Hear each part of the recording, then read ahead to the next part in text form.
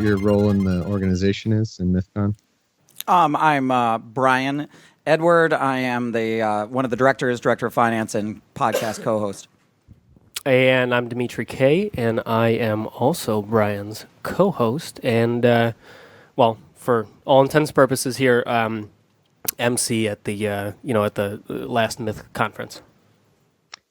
And then we've got Eli is here as well. How's it going, Eli? Thanks so much for having me, Thomas. Yeah, well, my pleasure. Where do you want to start? I mean, Sean doesn't seem to be. Yeah, I mean, this is. So first, why don't we start this way? That we're coming on. Like, obviously, we disagree about some things, but both of us, I think, Dmitry and I think this is definitely true for us. We want to speak in good faith and have some dialogue, and we think that's true on your side. Well, that's definitely true on our side, but unfortunately, as excited as I was for a genuine conversation, we have to begin with the elephant in the room that is neither of your fault, right? Which is that the president of your organization arranged this conversation. He's the one who gave us the date. He's the reason that this conversation was delayed by 2 weeks. I got to interrupt right away. Actually, Eli, I know that you thought those emails were from Sean, but those were from me.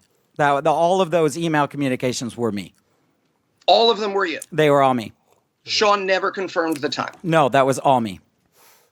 Okay, so, well then, allow me to adjust. The time was confirmed. I believed I was talking to Sean and Brian.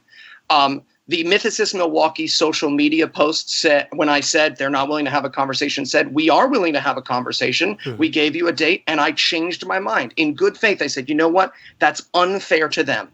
So I changed my mind and I waited the 2 weeks. And then last night, with less than 24 hours notice, I was told, not even by Sean, but by Brian, that Sean wouldn't be here. And I just want to say that is a terrible way to start a conversation in good faith. That is a terrible way to start a conversation in good faith, and it makes your organization look terrible. Okay, hey, come on, Eli, give me some credit. And Eli, okay, if you're talking about the personal phone calls, we can talk about the emails. There was some threatening things going on. I actually replied nuts, right, to one of them, which is a reference to General McAuliffe in the 101st Airborne, who was surrounded at Bastogne by the Nazis and stood his ground for 5 days before Patton came back in. The only thing I want to mention is that our whole thing is we're very much about teamwork, and all of the decisions that the organization makes are really done in a democratic fashion with voting. So there's not like one person at the helm or two, or there's just everyone who shows up to the planning meetings has a say in the decision making, and then we do a vote, and then we go in one way or another. So I think whoever talks, like we talk for the organization. And Dmitry hosts the podcast with me. I've never enjoyed the podcast as much as with Dmitry. That's his goal. To have Sean usurp that position is wrong, and that's why we did this. So just for clarity, every other interview you have done has been Sean and Brian. Right. Dmitry wasn't available. Okay, and so we were lucky enough to have Sean sub in. I did. Damn, what was he meant for the Bearing podcast. No. But there's one or two that I did. Yeah, you were another. Bearing, for Callie, for Godless Spell Checker, it was Sean and Brian. I will leave it up to the audience to decide whether or not Dmitry has become available, or Sean decided not to do the only interview as the president of your organization where he was going to see pushback. I'm interested in having a good faith conversation with you, and I just thought at the outset we needed to talk about an incredibly bad faith decision, in my opinion. Incredibly bad faith. Yeah, but you guys are here. Can we even get a straight answer from you guys? Like, what's the official reason, the Mythicist Milwaukee reason Sean's not here? Just for no reason? Because we are the podcast hosts. You guys are also the podcast hosts. This is the way our organization works. I mean, to rule out Dmitry on a big podcast like this, I mean, it's not ruling out. You could have all three come, and not only that, as Eli points out, Sean did many an appearance right. about this con. You guys asked us. You guys asked us, and we said yes, and we're bringing to the table that. So now you're mad. I mean, I have customers that would say, "Hey, I need one of your directors out here." Right? Can they demand the CEO every time? Come on. I mean, it's insulting to Dmitry and I to say that Sean's not here. Honestly, I think enough has been said, and we will allow the people listening to this podcast to make their own judgment. I will say, I think your strongest supporters will agree with me on this. They might disagree with every other word I say on this podcast, but I think they'll agree with me on this. All right. But you came here for a good faith conversation. And we did. So let's talk to you, right? Because you don't, again, the reason I pointed out is because I don't believe your organization deserves that level of, honestly, bad behavior. I don't believe you deserve that stink on you. So let's have a conversation with you. You came here in good faith. That is something that I will openly say at the front of this conversation. I admire, and I'm glad that you're willing to come on here and talk about Mythicist Milwaukee. So I have some questions for you. Let me just start off. Yeah, because I only really have one thing I want to ask. I don't honestly have that much to say, so I'll just start. You guys, we've covered. Sean's not here, but you two who are here. When I read Sargon's tweet and the audience cheered, I just want to know what that felt like for your perspective. Exactly the question I was going to ask. Because I honestly, 100%, I want to tell you from the bottom of my heart, the reason I was so upset was that I didn't expect that. And I did not, in my wildest dreams, expect that the resulting reaction from the organizers, from you guys, would be pride in that. I thought the minute that cheer happened, everybody must be feeling like I'm feeling, which is that's fucking horrible.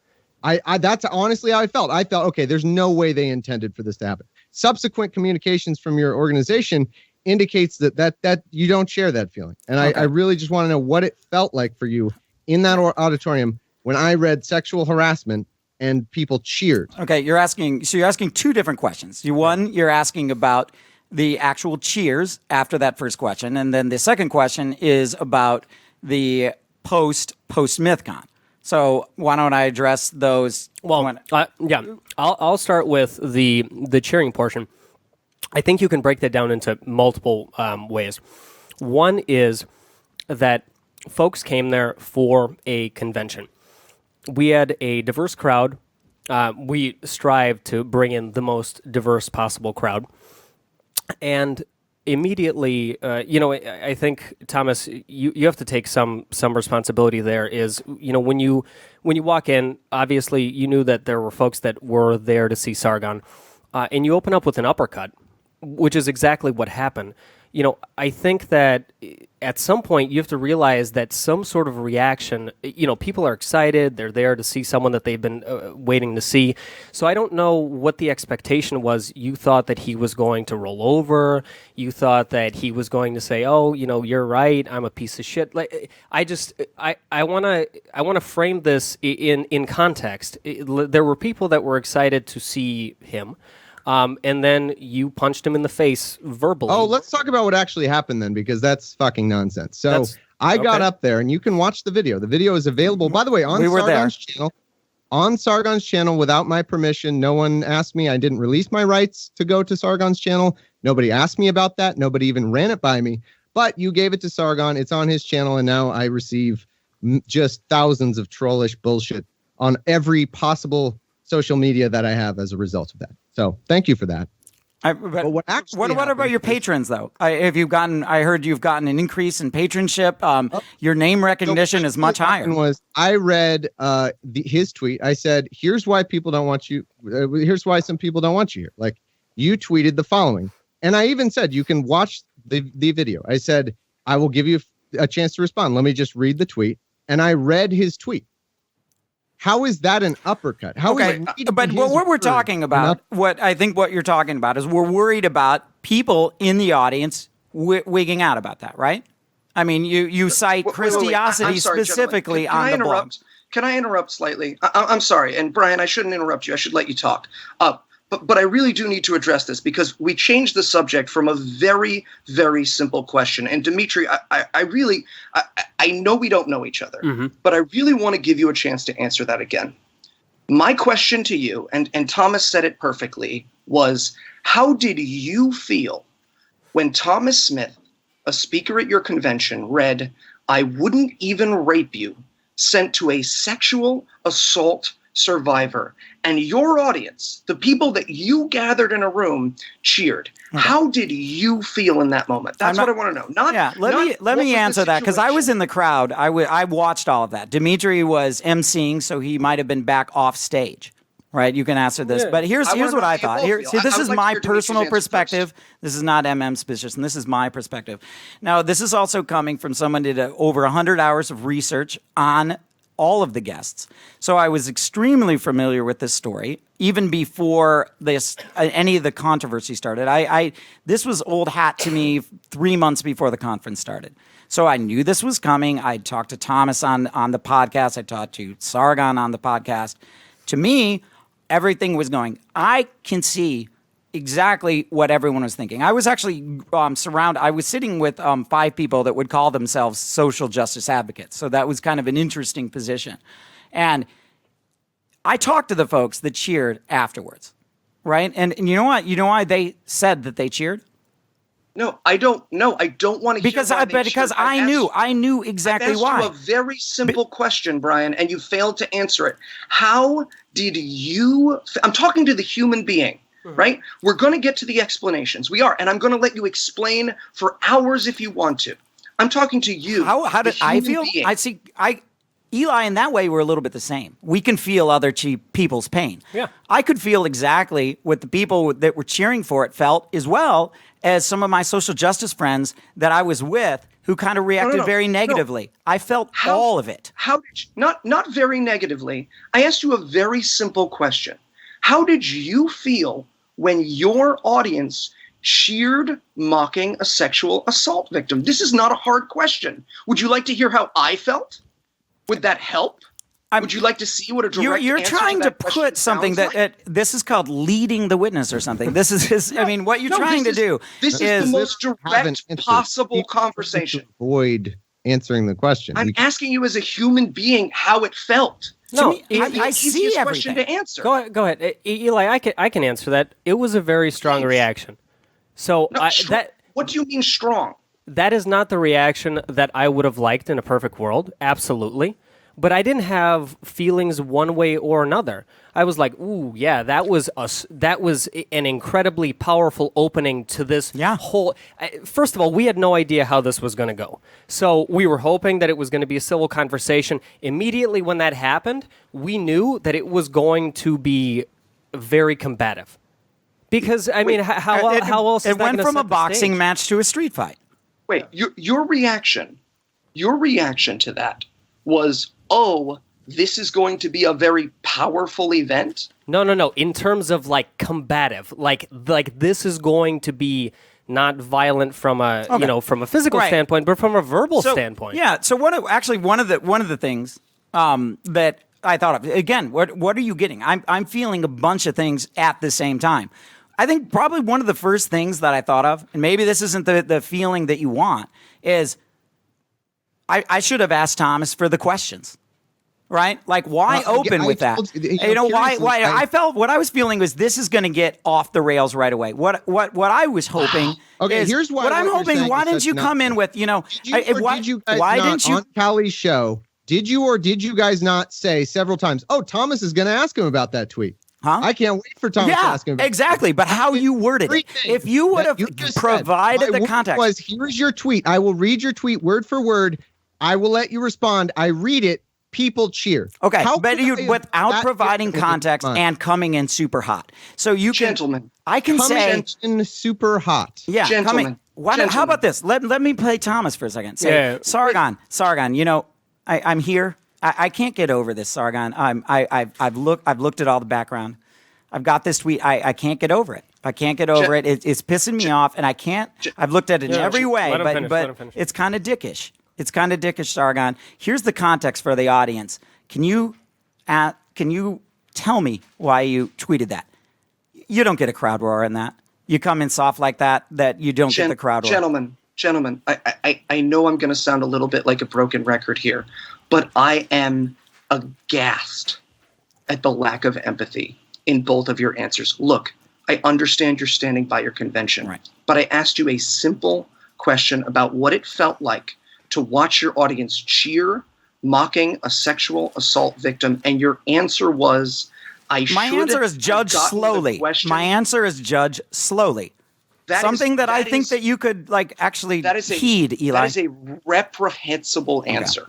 Let me tell you how I felt. Okay, let me tell you how I felt. Okay, because that is reprehensible, and I think it is the basis for what this conversation really needs to be, right? Because when I saw that video clip, I was standing, getting ready for a platinum night. Right, I was getting ready for a platinum night and my show in Salt Lake City, hanging out with my buddies, living on my side of atheism, and I froze in horror and shame at the idea that a convention with the label that I fight for, that a convention with the title of atheism, that a convention that claims to be secular, would have an audience cheer that poison. And the thought of all of the sexual assault, and I'm sorry for getting emotional about this, and I know your audience will call this a win, but the thought of the sexual assault. We're on your podcast, remember?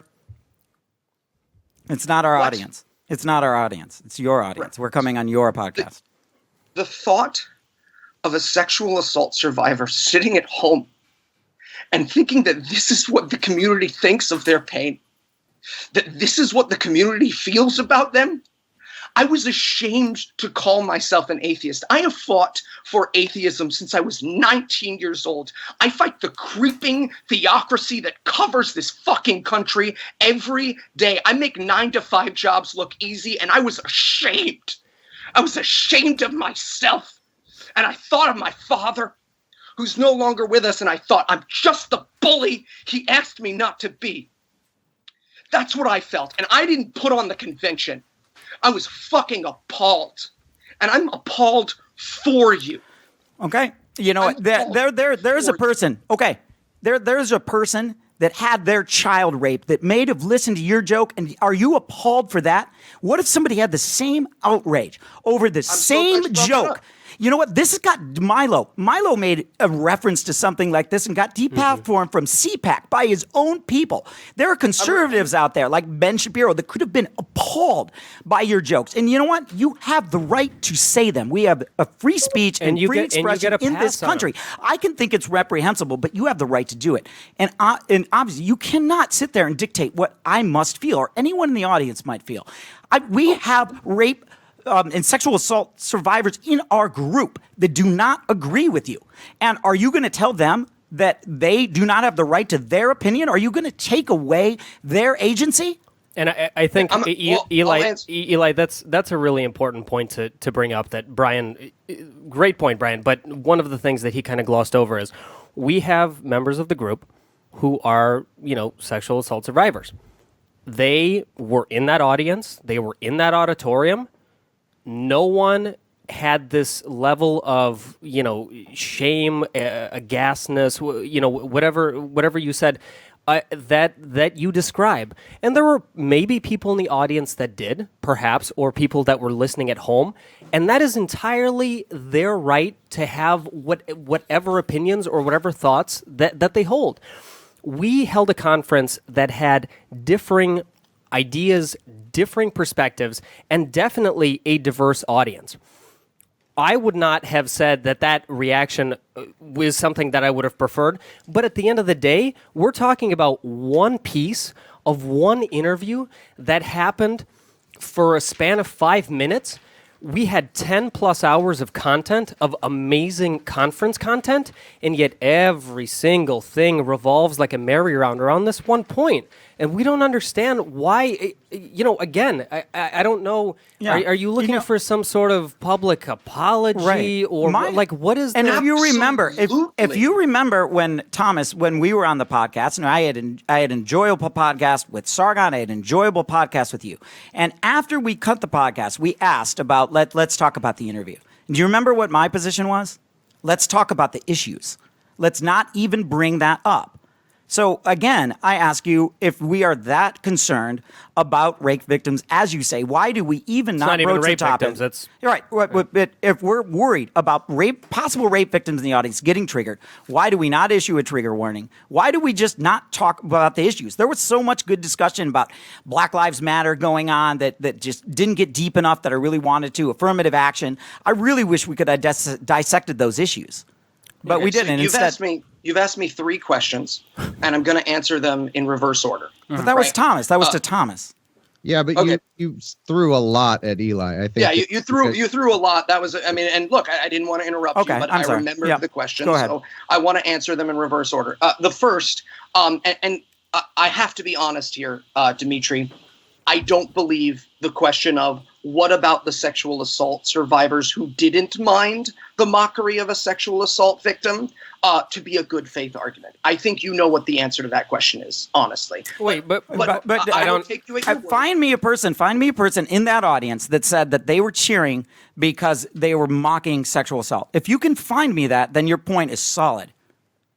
I talked to these people. You just countered to a different conversation that I'm talking about, right? So you've just changed the subject again. I'm answering the first question you asked me. I have 2 more questions to answer. Wait, Eli, before you do, and I don't want to change the subject too, but we also, we kind of dove in, which is totally cool, but we never, we never explained the context of the tweet or anything, because there's a lot of misrepresentation that goes on online or in discussions. And for your listeners, I mean, they might, they could be making up all sorts of, opinions about this tweet, this whole thing, but they don't have the background information. So do you want to share that real quick, but before you move on from this point, or Brian can, or whoever? The background in my episode.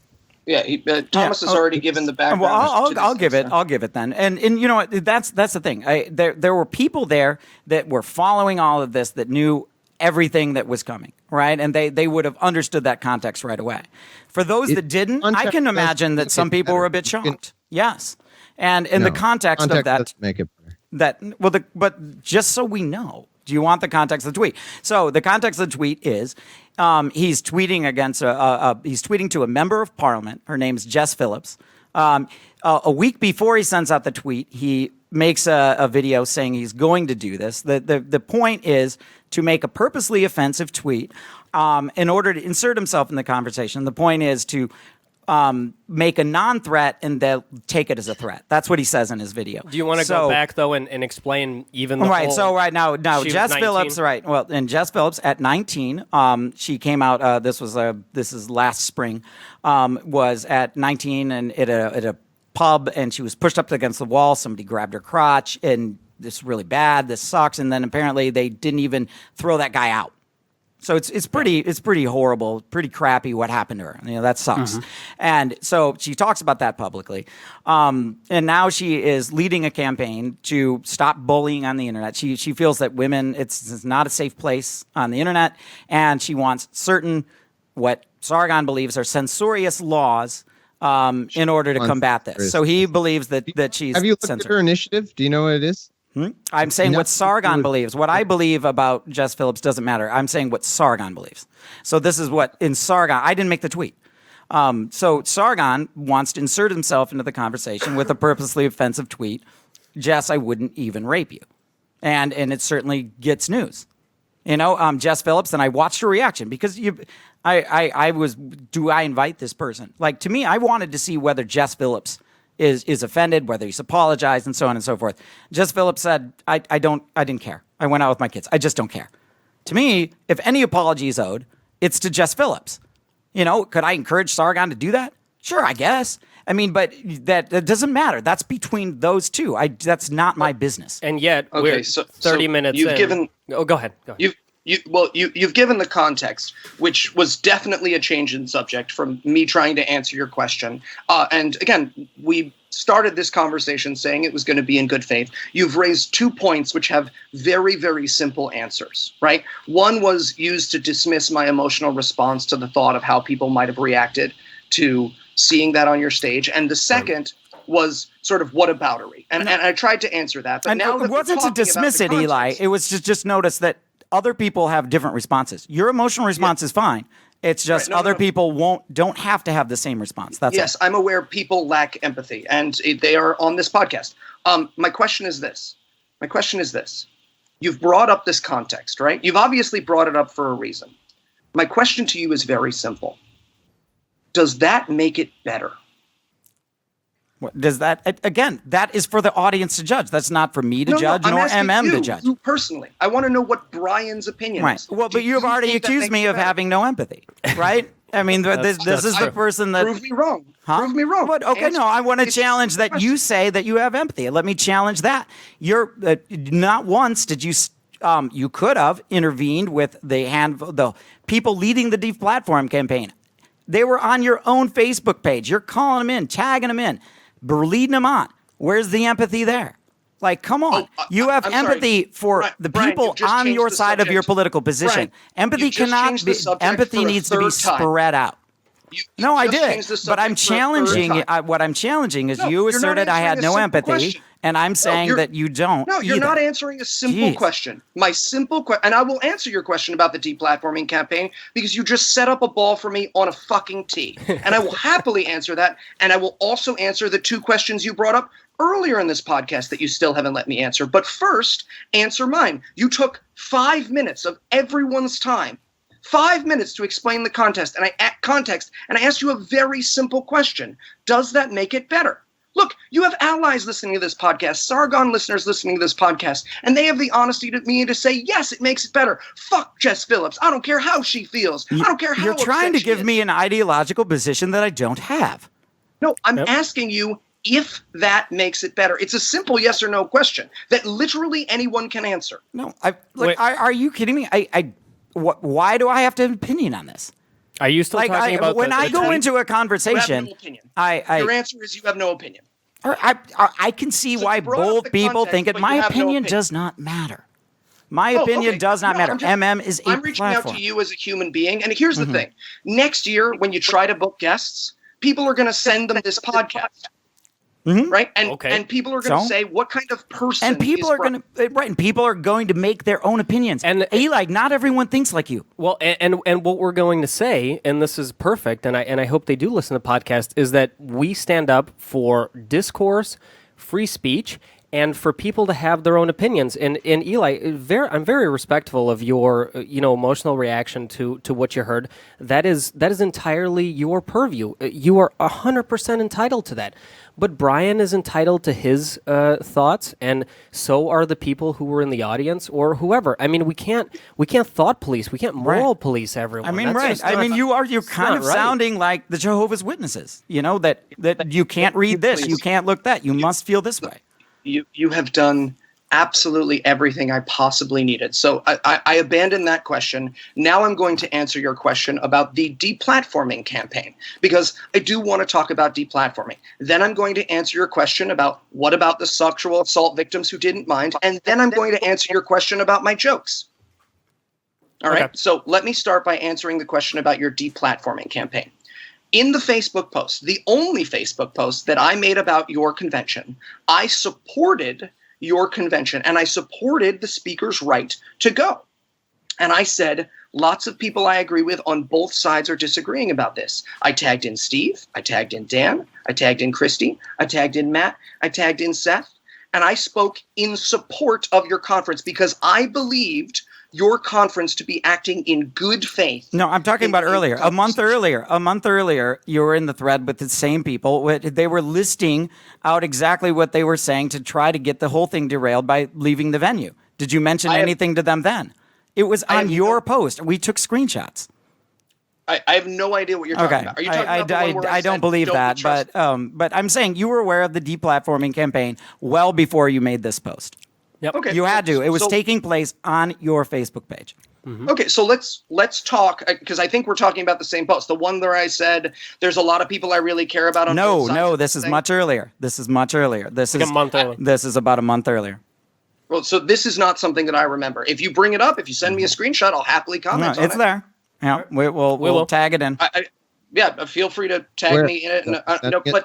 But let's talk about the deplatforming campaign, right? Because what you're getting at here is that it was wrong for Christy and Dan and Steve to try and deplatform your convention based on your invitation of a controversial speaker.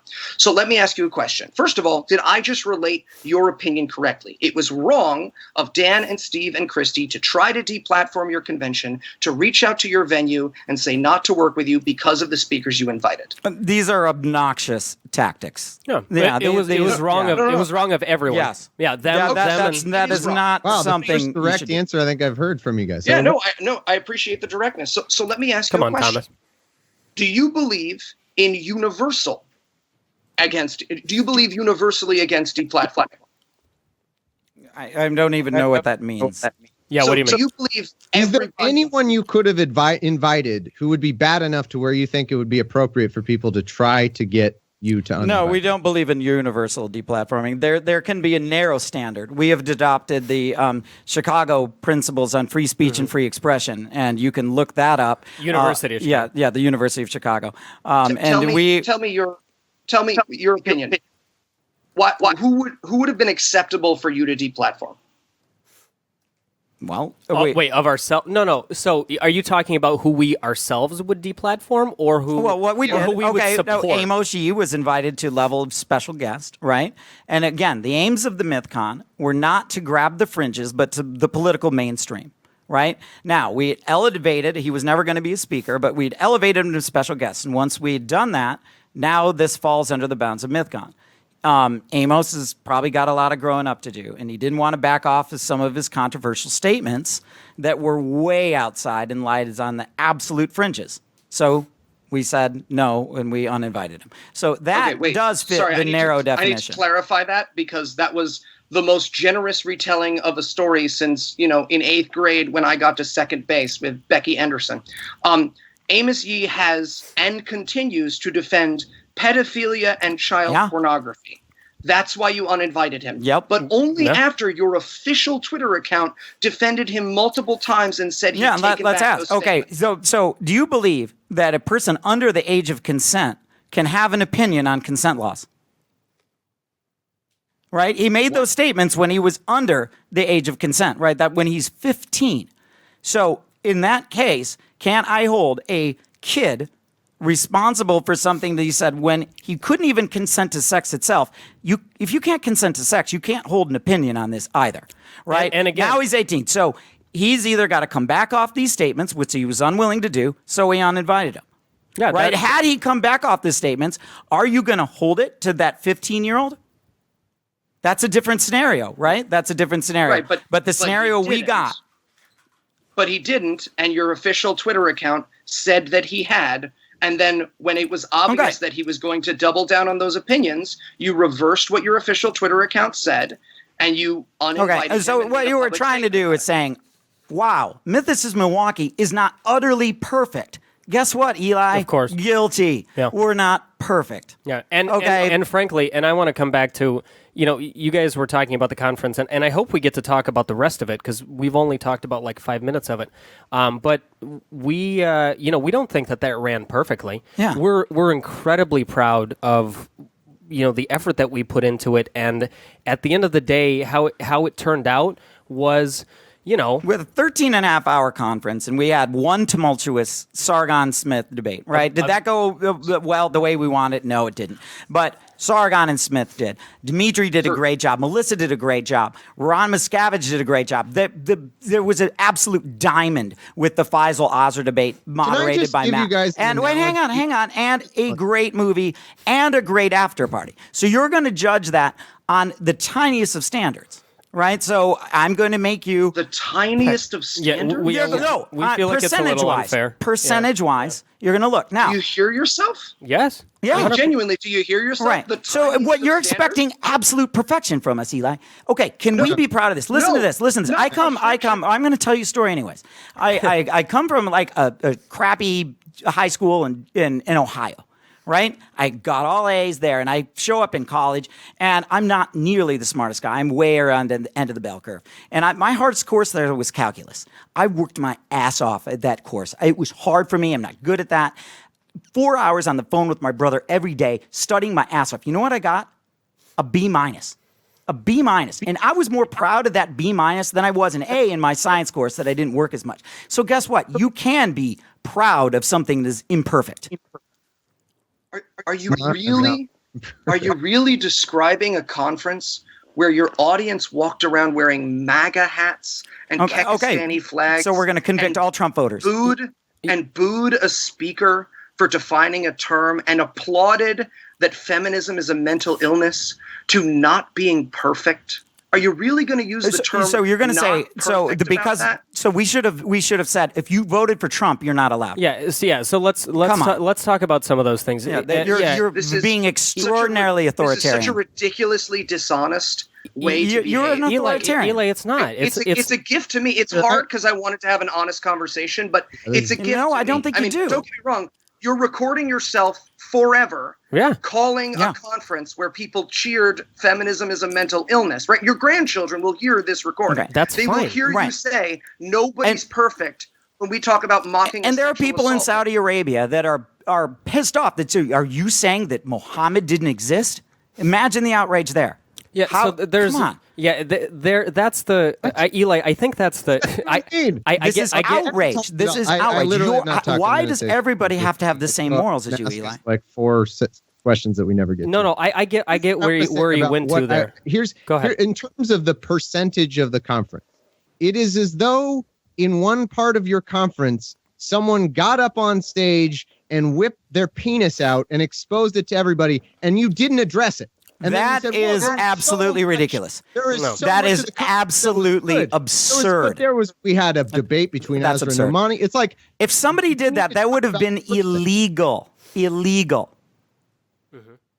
Right? Grab your attorney that you also podcast with and ask him which one is illegal. If you had come out after the conference and said, I want to give this to you guys. I'm being 100% honest. Right. What I hoped and what I expected was that after the conference, we would get some sort of statement that was, hey guys, and we could skip all the pleasure. There might be some parts that were, hey, we are very proud of part of the conference we put on. We were very proud of a lot of the events. We had a lot of the speakers. It was great. There was one moment that was inexcusable. That was when the crowd cheered for sexual assault, sexual harassment. That was inexcusable. That created a disgusting. We'd have to prove that the crowd cheered for sexual harassment.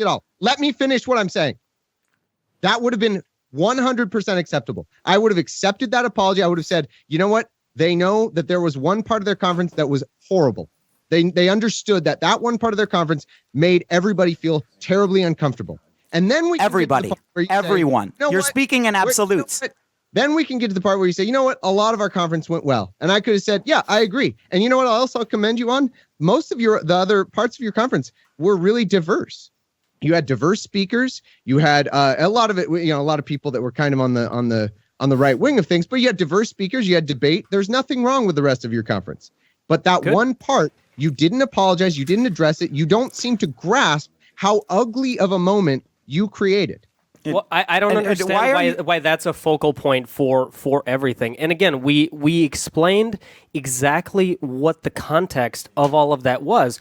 And if you don't, if you don't take the context into account, then all you're doing is pointing. That's why we asked you if the context made it better, because the context makes it worse, actually. So I don't know why you're giving that as some sort of excuse. A woman. Look, Thomas, you're in charge of this conference. That you're the one that had the lead on that. You didn't have to go there. You could, if you would have delivered it softly, it would have done that. You know what? Here's what your home run would have been, Thomas. Said, guess what? I've come up with a better tweet that would have had the same impact and not offensive. You'd have done that. It would have been a home run. And the other thing that I feel like we keep continuously glossing over, and Brian mentioned this, and I think it bears repeating, is that you contend that there were people in the crowd who were explicitly cheering for sexual harassment. That's essentially why we keep talking about this. And it is our position, after talking to the people in the audience, after moderating, after being in the hallway, everything, that reaction was not a reaction to yay for sexual harassment, which you keep claiming. Right. And that you're wrong. That was a reaction to free speech. He said something that he was allowed to say, contentious or not, and they were cheering for their, for somebody guy. they perceive that they are cheering for somebody who's standing up for censorship. That is exactly what they said. If you have talked to them and heard differently, tell me. Gentlemen, the level of dishonesty on display in this conversation is, I know you're both smarter than this. But how is it? No, hold on. Eli, you are not the moral arbiter of the United States or the world. Yeah, Eli, why? You think you are. Why do you get to come and call us liars? I'm saying to your face, I wish you were here. This is the God-honest truth, and I don't even believe in God. This is 100% the truth. I say this with every fiber of my being. Me too. And for you to say, let me give you you're once just a again liar. an analogy, just to see, and we'll see. You can overreact to it and then not realize it's an analogy. Let's say that the tweet was something else, because clearly the problem here is that you guys don't understand that the tweet is awful. You don't understand. You think that there's some excuse. You think there's some context. You don't get. So let's replace it with something we could agree was awful. Let's say the tweet was the Jews deserved it. Let's say the tweet was the Jews deserve it. I read the tweet. So I say, hey, Mr. Sargon, you tweeted the Jews deserve it. And he says, yep. And the crowd cheers. All right. You're talking about absolute hypotheticals. You could the same bullshit argument. If they were not cheering that, they were cheering the fact that their support. Wait. So hold on. So we're just going to make stuff up. No. That's fine. Tom, you totally have the right to say that. But what is you got to explain to me the context. Like where was this said? To what reaction was this? Because I am very, there's literally nothing on earth that pisses me off besides anti-Semitism, being a Jew. So for me that's my like one weakness. So even I would be like, okay, is he trying to make a political statement? Was there someone who was trying to push like a Jewish narrative? Like, what was the context there? You can't just throw some words. In the realm of discussion to talk about the context. No, it absolutely is. Eli, on your podcast, you claim that Sargon is friends with Richard Spencer. Again, missing context. You misheard me. I said it is in the realm of conversation. It is in the realm of we could have talked about the context. That wasn't what happened. What happened was the crowd cheered for the tweet that I just read. That's not a discussion of context and excuse. That's what you perceive. You perceive that the crowd cheered for sexual assault. I talked to them. Did you talk to them, Thomas? Did you talk to them? Oh, I talked to them all. What did they say? What did they say? What did they? Did you when you asked why they cheered? What did they say? They cheered for the tweet. They cheered for the tweet. That's what they said to you. That's what they said to you. Here's what, how about I tell you what hundreds of people who emailed me and messaged me, and I could give you these messages, who said, I am a victim of rape. Mm-hmm. Thank you for standing up for that. I'm a victim of sexual assault. I cannot believe what I heard. I talked to a woman who said her and 6 other women, I can't vouch for her numbers. This was what she told me. She said 6 other women roughly left when they heard that because they did not know what the fuck this was about. They're not in the shitlord YouTube world. They don't know that there's this context where it's okay to say, I wouldn't even rape you somehow. They don't know that. They're at an atheist conference and they hear, I wouldn't even rape you. The crowd goes wild and they freak the fuck out justifiably because they don't know what's happening. So Thomas, can I? And they don't know if they're safe in that situation. Can I cover that one real quick, just because you brought it up? So I want to say 2 things on that. One is, you mentioned there were hundreds of people that emailed you, etc. We had literally hundreds of people messaging and emailing us, including women, that were saying, we so appreciate the fact that you guys are standing up to free speech, to censors, and that this is exactly the slippery slope that we don't want the country to slide into. So that's the one thing I want in terms of support, because I don't want it to seem like, all of the moral support is kind of, pouring into this moral question on your end. It's also on ours. But the secondary thing is, so I took that time, right when you guys were up on stage, I actually left through the side door. I went out the back, and then I walked into the front of the theater. So I was in where the registration table was and where kind of people would leave the auditorium. There were exactly 2 women who exited the auditorium shortly afterwards, and I was immediately right there, and he was like, hey, how's it going? what do you think of everything? And they were like, yeah, it's pretty intense in there. And I said, quote, yeah, it's very heavily testosterone, isn't it? And they were like, that is exactly how I would put it. No one said, I don't feel safe. I feel like you should be changing things around. I talked to people literally. after the event. I know, but I'm saying that I stood out there and I counted the 2 people and I talked to them. This is eyewitness account me. Like I talked to them as well. Literally. Yeah, but you were up on stage. I'm saying that I was back where people ostensibly were leaving. Right as they came out with their emotions. What he's explaining to you is that he talked to people after the event who felt unsafe. Who felt threatened. Okay, and you weren't who weren't at the event. I talked to a woman. Do you need me to get your fucking name or something before you'll accept that I talked to you? No. Are you Tom? I believe you. I'm not. I'm trying to give you just my perspective as someone who was there, who was talking to people who were leaving the auditorium or that were coming into the auditorium.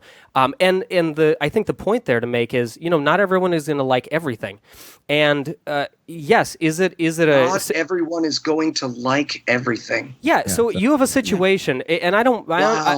Eli, come on. I don't want to. I'm not making light of this, but I'm saying you have an audience that was, predominantly male.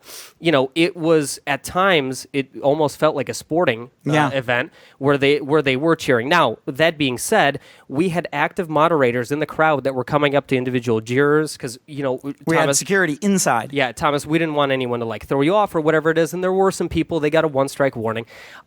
But again, when you have people being loud like that, you're going to have people who maybe feel uncomfortable. And what I 100% want to take responsibility for, and I think Brian will agree with this, is, run up to the event, this is... Well, hold on. This was supposed to be, discourse, debate, dialogue. It was like... it was an intellectual. It was supposed to be an intellectual event. That segment. Well, then invite an intellectual next time. But oh man, I'll let Brian hit you on that one because Sargon 100% is an intellectual. But beyond that, that segment alone was one that was very high energy, very high testosterone. There was cheering. I am not surprised that there were people that were like, yeah, I didn't really, I came for a conference where there was going to be speakers, and it was kind of like a football match. And if that's the case, 100% we failed our goals and the ideals on that segment. On that one right. segment. And I'm sympathetic to anyone that came to the con that said, I didn't get what I wanted. I didn't have a good time. I didn't like this segment. I didn't like that segment. Someone that says, I didn't think the chairs were comfortable. I'm sympathetic to that, but all we can do is our best, and we did not Brian, slack off on that. Brian, we busted our ass. Go ahead. Can you just clarify? Are you comparing the people in your audience who felt threatened and alone by the cheering of sexual assault to the chairs not being I did not comfortable hear enough? of them. So anyone that felt that way could have come to me, and I would absolutely address it, or Dmitry, or any of the many organizers then. Just now, right now, live on the air, you just compared their discomfort. No, I did not compare. To You the conflate the comparing, Eli. You're complaining. well, I said I'm sympathetic to anyone that felt weird, uncomfortable. I am sympathetic to that.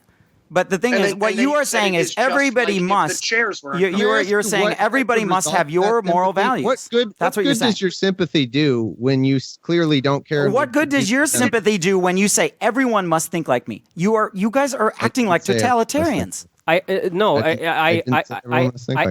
I have to agree with Brian on this. I mean, it's very, it's very like moral arbiter-ish, and and I know we didn't really cover this very heavily, but I mean, Thomas, since you're here, I have to ask you, and there are a lot of your fans that listening to this, and Eli's fans, you have to take, at least some. Maybe modicum of responsibility for the way that the conversation went, and falling back on emotion, and really not again, had it been very chill and very calm, I think that the whole thing would have gone differently. So I don't want to level 90% of the blame on you, but I would hope that you would step up to the plate and at least say, hey, I will maybe take as much blame insofar as I tweeted, I will not even rape you. I would not even rape you. As much as I tweeted that, I'll take as much blame as that is, which is 0%. So you're trying to put the blame on me for reading someone's fucking tweet. I read it in a calm way. I was certainly challenging. So is him. this how you talk to a friend when you guys have a disagreement? Fucking cheered, and that's way over the line. You guys do not understand what it means for a crowd to have cheered. I will not even rape you. And I guess, okay, but then you guys don't understand what it means to make a podcast and threaten an organization. I want to burn it to the ground. I'm going to create a voicemail, and all these people are going to call. You're freaking people out. Voicemail? Okay, that was already there, but you're going to use your voicemail. You fucking idiot. You threatened us. Voicemail for this. Okay, I know it already existed. I know it existed. I'm going to threaten MM. I'm going to burn it down. I'm going to blackball them. So these are just okay tactics, right? You were just fine with that. You're fine with threatening. See, what a disgraceful change of subject. What a dishonest. No, not dishonest. Brian, different for me moral. To take you seriously for you to take those opinions seriously right now would be an insult to your intelligence. You managed to put on pants, so we both know you're being dishonest. We both know, the way you phrased. You're being an authoritarian. That's all. It's Eli's way, then that's the only way. And I have a question. So, gentlemen, wait. There is nothing better for me. No, Dmitry, you've chatted a little. Set up a voicemail. Yeah, there is absolutely. Look, it was already existing. You threatened every Thomas. single episode post since January. No, look it up. I know that. I know that. I said you were using it to threaten. Okay, no, an already existing voicemail you were using to threaten. No, you said set up. You said set up a voicemail. Okay, I was wrong on one little thing. Fine. Oh, yeah, one little thing that everybody on the internet is coming after me with. Okay, no, they're coming after you for the threats. They don't give a damn about the voicemail. You could have put up an email. It doesn't matter. It's the threats. You set up a voicemail. Now you're being dishonest. Because you started that fucking nonsense without looking it up for 3 seconds. You're responsible. Actually, Armored Skeptic started that, and he did it on a video, his wrap-up of Mythcon. That was him making that up. I think Armored, as and many others think the same. Right, just repeated that lie over and over again. I think he might have just been mistaken, but luckily for us, Brian didn't make that up. People can see threats. People can see threats. Let me finish, please.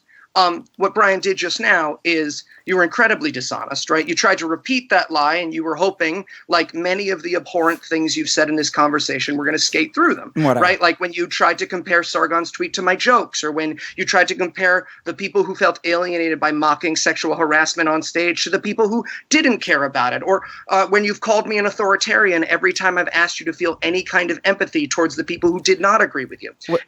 And I want to say, I do feel empathy for them, but what do we do for those that don't? Please let me finish, Brian. I let you talk. I let you tell the tale of the context.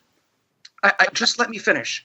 I want to inform you, gentlemen, that the reason I came on this show, right, wasn't to shame you, wasn't to blame you, wasn't to be cruel to you or mean to you or threaten to you. It was because I wanted to talk to two fellow human beings. And what I wanted out of this, and what I think we all wanted, was to see some humanity, to see some empathy for the people that were hurt by your actions. Because here's the thing, guys, everyone makes mistakes.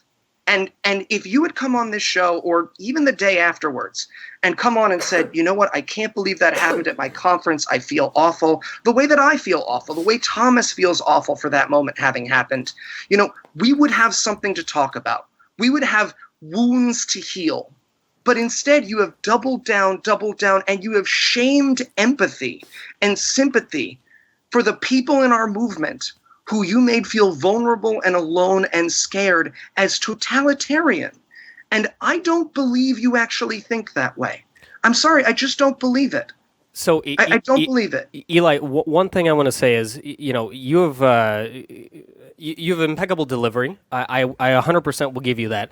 You sound very calm, measured, but at the same time, throughout this whole conversation, no matter what we say, and we could have said, that the sky is blue, you keep saying in a very calm tone that we are dishonest, that we're liars, that we misrepresent, and I don't understand, it's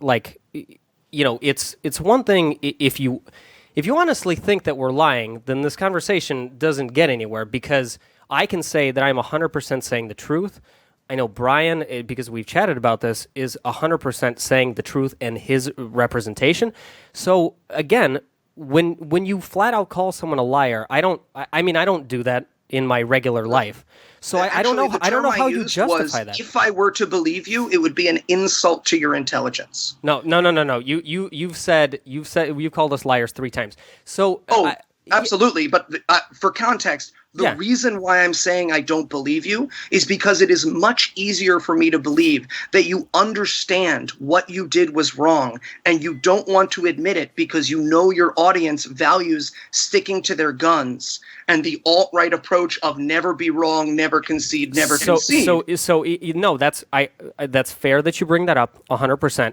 The alt-right thing is not fair. Oh, no, not that. I'm saying the stick to your guns thing. What I will say is that we don't have a target audience. I should clarify because secularism, even after this conference, it's not like we cater to center right or that we've catered to them before, or now all of a sudden, we're a rising star. And none of this is accurate. We all hold some social justice values. We believe in just the overall term of social justice, and we think tactics are important here. And so we're not doubling down on lies or, we can never be wrong or whatever it is. The one thing that we all agreed on after the recap, and I wish you were there in the room when we debriefed after the conference, was, okay, wow, that was an energy-packed hour and a half. We didn't deliver on the conversation portion that we wanted to. We wish we had changed up some of the tactics during the debate, or during the conversation, had the questions beforehand, whatever it is.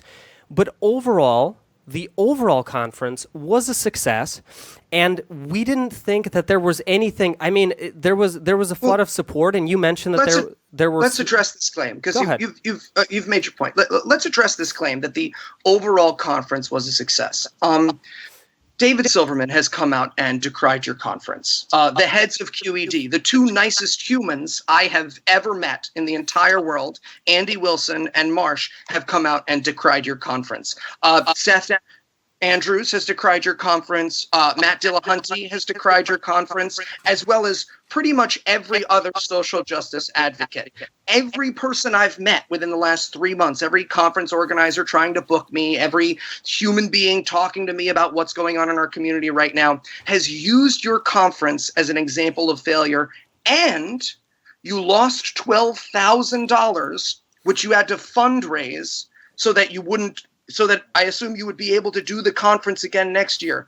Tell me, either you believe that all the people I just listed are wrong and you're right, or your conference is by no measure a success. All right, first, the money. We've never made money on our conference. This is an investment that we feel is something that we're giving to the community. So that's one. And 2, now, okay, you mentioned David Silverman, Matt Dillahunty, and others. Right? And if I can summarize their position and tell me if I get it wrong, what they're saying is they're saying that conference wasn't humanism, that falls outside of the bounds of humanism, and we have to kind of be within humanism in order for atheism to grow and look good, right? Less because they were already the most hated, right? And that would get this sway of the religious, right? And the only thing I would add to that, I would say that's a very fair interpretation of the words. The only thing I would add to that is that every person has come out and said that the behavior of one of your speakers and your audience was abhorrent. Okay, so here's my response. My response is this. So humanism is one way to go, right? And you know what? I think that taking that route is people need to try that, right? And go on. Obviously, Matt Dillahunty is going to do that. I think Silverman is. But here's the route that we're going to try. We're going to stand up for free speech and free expression and pluralism, right? With the pluralism that saying we don't have to have the same moral values, but we can get along without insulting each other, without going after each other, without making each other's lives miserable. And in our GoFundMe, if you look at the comments, here's $10 from a Baptist. Thanks for sticking up for free speech and free expression. I know we don't agree, but we with this, we have enough to carry on the conversation. I'm a devout Catholic. Thanks for sticking up for pluralism. This is what we need to move the dialogue forward. We don't agree, but we got an enormous support from the religious. I think that growing and normalizing atheism can be done from a First Amendment and pluralistic stance. It can probably also be done from a humanistic stance. You guys can go in that direction. Awesome. You're gonna nail it. And let us go in this direction and normalize it too. Yeah, and we fully support you guys. I mean, Tom, we have nothing against your content. Of course, from maybe a political standpoint, somewhere some of us disagree, but that doesn't mean that we go out, we demonize you. We make public statements. I mean, that's not humanist, and I don't understand what the point of that was. And one thing that I want to point of what? Clarify what you're saying. What was point it? of what? I didn't understand. I don't understand what the point of that was. What do you mean? What are you referring to? What specific public statements are you saying? Yeah, so I don't understand the direction of not only deplatforming, but we kind of covered that. But I want to come back to the fact that you've publicly come out and you've said whatever it is, like I hate this organization, I want it to burn to the ground. All of these inflammatory statements, and we just think that they're very incendiary, and they're angry. I don't know what place they're coming from, and that's gentlemen. You don't know where that's coming from? No. Thomas, let me explain. You need the context for those statements. You see, Sure. When you have the context for the statements, it all makes sense. Go ahead. By all means. The reason why he made that seems like an incendiary statement, but it's not when you know the context. Let me explain the context, and then you'll understand. I mean, people can make up their own mind. We're not the moral arbiter, but let me explain the context. The context was, Thomas Smith, he runs a podcast, and he went on stage to have a conversation with someone that he had disagreements with, and an audience full of howler monkeys applauded, calling feminism a mental illness. So do you understand the context? Do you understand why those statements make sense in context? Does that context help? Yeah. So on one hand, you're denying that context matters, and now context matters. No, context does. We've never denied that context matter. We asked you if you thought the context behind the tweets makes it better. You refused to answer. We answered that it makes it worse. No, we did answer. Do you want me to give you? Does not have a position. I want to hear Tom's. Yeah, I'll give you my stance on your organization. I already said it. I don't know if you let me finish. I forget, but I already said that had you come out and recognized how awful that particular moment and most of what your audience did that you cultivated, what they did at the conference, had you recognized, okay, we don't support things like jeering and booing, interrupted me when I tried to define feminism. Someone shouted and called me cuck. When I tried to define intersectionality, or someone shouted and called it cancer as well. They interrupted me at every turn. They yelled at me down. This is not a debate. That's not a discussion. You yelled at them too. That's not a. What's that? You yelled at them too, right? Oh, so when I yelled at them for cheering sexual harassment, that's the same to you. No, once it's off. And therefore, you said if we don't apologize, then we will do this. That is a threat. That is a demand. If you don't apologize, then I'm going to do this. Is it okay if we turn this back around on you? Is it cool if we threaten SIO? Do not know what you're talking about. Let me finish.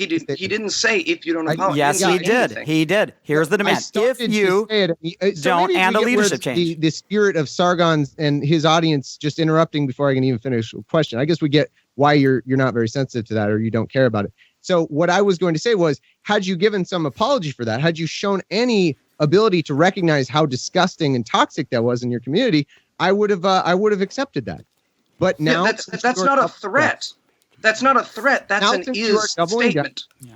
And not only that, it's not a threat. I'm telling you my position. I'm telling you what I'm going to do.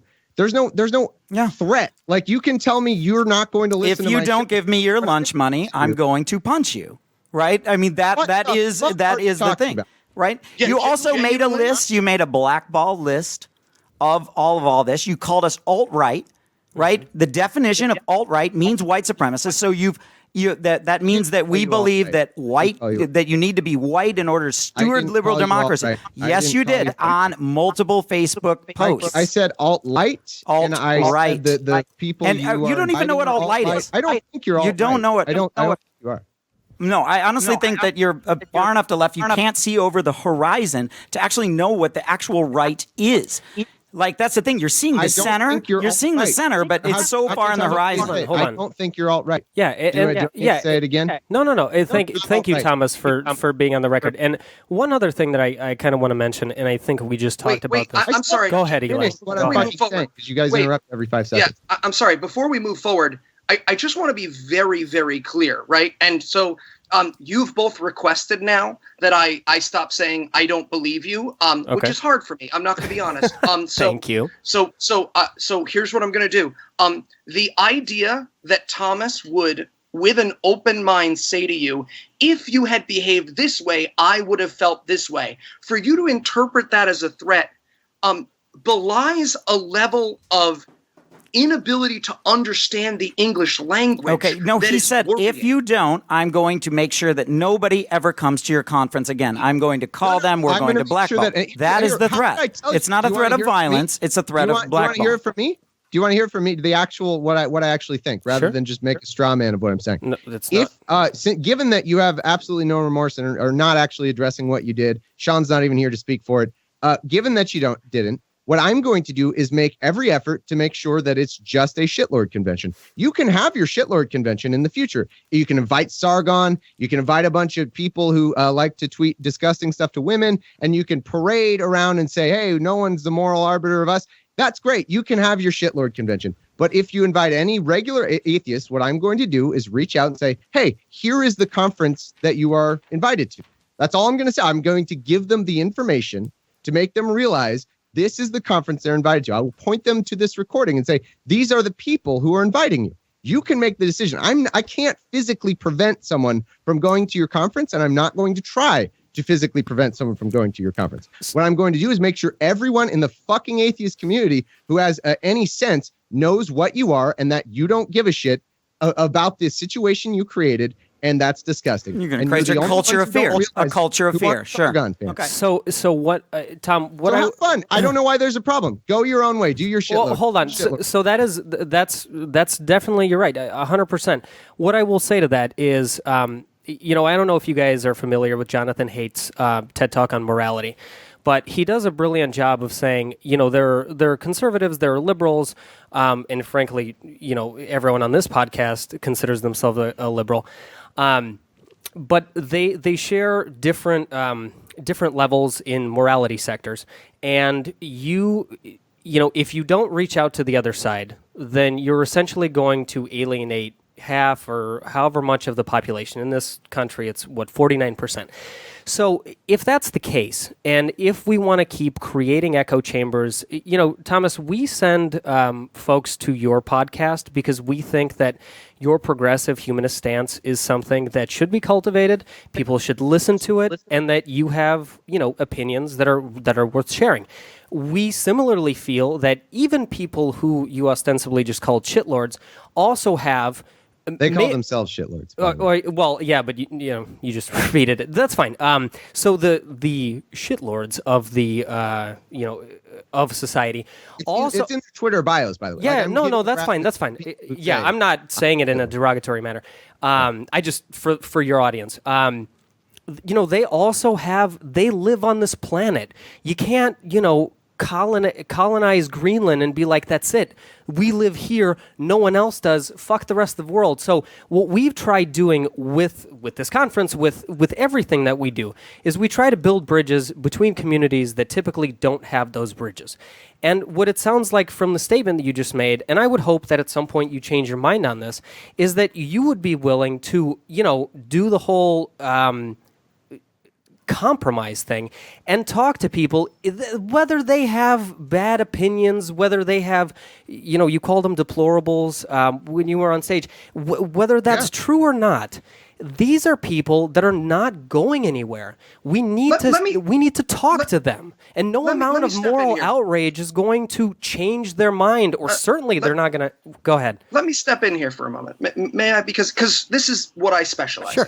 right? I have conversations across all sorts of different platforms. So does Thomas. That's what this show is dedicated to, is talking to people we disagree with. And I'm a movie reviewer, and I spend all of my free time having polite conversations with people with whom I wildly disagree, right? Before the recording started, I was talking to Thomas. I disagree with bearing on every single subject, almost every single subject, but I've had conversations with him. I've had conversations with people who make takedown videos with me. I've had Skype chats with Nazis who have threatened to gas me. So I'm well experienced when it comes to having conversations. And no one is saying we shouldn't have these conversations. What Thomas just said is, hold on. Here's the point, though. You can have the conversations online. My entire point will be lost. All right, go ahead. All right, fine, If you go interrupt ahead. me, my entire point makes no sense. Do it. Right?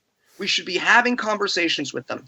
But is there a difference between a conversation and a platform for them to spew violence? Look, I believe spew violence. Sorry, I misspoke. For them to spew vile things, right? And let me give you an example. I have a kid who talks to me. He's a big fan of my show. He loves god-awful movies, but he's a 9/11 truther, right? Now, do we need to have me and him have a debate on stage? Yes. Or does what he require education? No, 100%. So I think the misconception here is that somehow the online forum differs from the physical forum, and if we somehow allow these people in our physical presence, then we make them equal to us. And these are not second-class citizens, right? Which is I'm not kind talking of about. I'm not yeah, talking you about making not them letting their second-class space. citizens if they I'm can't talking share about the space. giving them a platform. But Right, that was not and this is where the misconception is. This was not Carl going out there and giving a diatribe about how shitty SJW values are. This was ostensibly supposed to be a conversation. He called me a racist. Did you count it up? You should count it up. I never once called him a racist. He called me a racist. I did not. I heard ad hominem attacks going back and forth. So I'm really not being a moral arbiter here. I want to bring it back slightly, if I may. Because I do want to talk about this, right? And this is actually the conversation I wanted to have. And I have to admit, I am so thrown by what I still consider to be a remarkable demonstration of lack of empathy. And I'm sorry to use that term, but it's really the only one I can use at the beginning of the conversation. But this is the conversation I wanted to have. And it's this, right? Mm-hmm. It's about the platform and the use of platform. So this is the question I have for you, right? We all agree that there are some ideas. I'm not talking about whether or not Sargon's ideas are abhorrent, right? Because it's obvious we disagree on that. Right. But do we agree that there are ideas that are not worth a platform? Any ideas that are not worth a platform, that debating them is a waste of everyone's time? At Mythcon, yes. So we said that we're talking about the focus was the political mainstream. So yes, absolutely. 9/11 truther would not get a platform at Mythcon. Now, there's some, if your point was to combat radicals, so if you're trying to de-radicalize the alt-right or jihadists or maybe Antifa members, somebody's got to talk to them, and those that are going to cater to the extremes, they're going to have to do that. But that's not our focus. Yeah, I think we should clarify. Eli, do you mean in general, or do you mean this organization? At a conference. I mean, at a conference, right? Because look, we disagree about whether. I mean, I can't not get this jab in. Sargon of Akkad actually has espoused 9/11 truther beliefs. So the idea that you would say 9/11 truthers don't have a platform at our conference, I have to say it. I have to say it or I'll die. My brain will explode and I'll just die on the floor. So he has espoused 9/11 truther beliefs. He's also espoused the belief that it's possible Hitler faked his suicide and escaped to South America. I mean, we can go on and on about the crazy things one of your speakers said. But I understand that we disagree about whether or not the things that Sargon of Akkad said are worthy of deplatforming. Okay. Right? Yeah. I understand that we disagree about whether or not he is worthy of deplatforming. But here's the problem, right? If we agree that there are ideas that are worthy of deplatforming, if we agree, and this is the example I always use because I love to pick on my buddy Dan Arrow, right? Dan Arrow, he loves it when I pick on him. He always sends me a message. He's like, fuck you, Bosnick, right? If Dan Arrow, I'm doing a conference, Eli Con 2018. All right. Dan Arrow comes up and he's going to give a talk where he reads the names and addresses of everyone Dan Arrow thinks is a Nazi and then gives a speech about punching them in the face. Exactly. That's an incitement to violence. That's against the law. Right. Right, exactly. Okay, so maybe he doesn't incite violence. Let's say he keeps it legal. Doxing might fall under harassment laws and again against the law. Let's say he keeps it legal. I get it. Yeah. For the sake of argument, let's say he keeps it legal, right? You find out about it. Is it okay for you to reach out to the venue and say, hey, just so you know, your speaker is planning to do this? Absolutely, in no way, shape, or form on any planet, no. That is not okay. Right. It's up to the venue, and it's up to... What's wrong with informing the venue, though? That is so...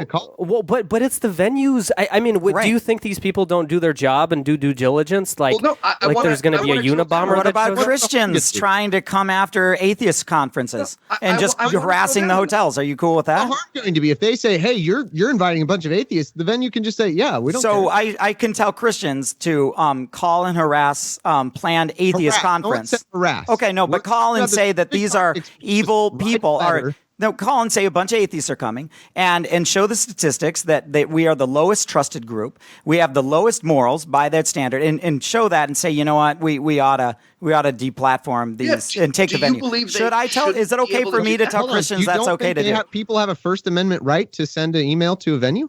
Okay, ethics versus legalities. Right. No, what are we talking? So you're supporting the ethics of this. So your ethics say that we can do it. Let's dig down on that, right? Sure. So you believe because I want to go back to my example where we agree something's bad. Not then I don't want to talk about whataboutery. I want to talk about where we talk about something that is directly harmful, not illegal, because we know there are tons of harmful things you can do that aren't illegal, right? We all agree to that, right? It's not like the law is the arbiter of what's harmful, right? Right. I can jump off a bridge.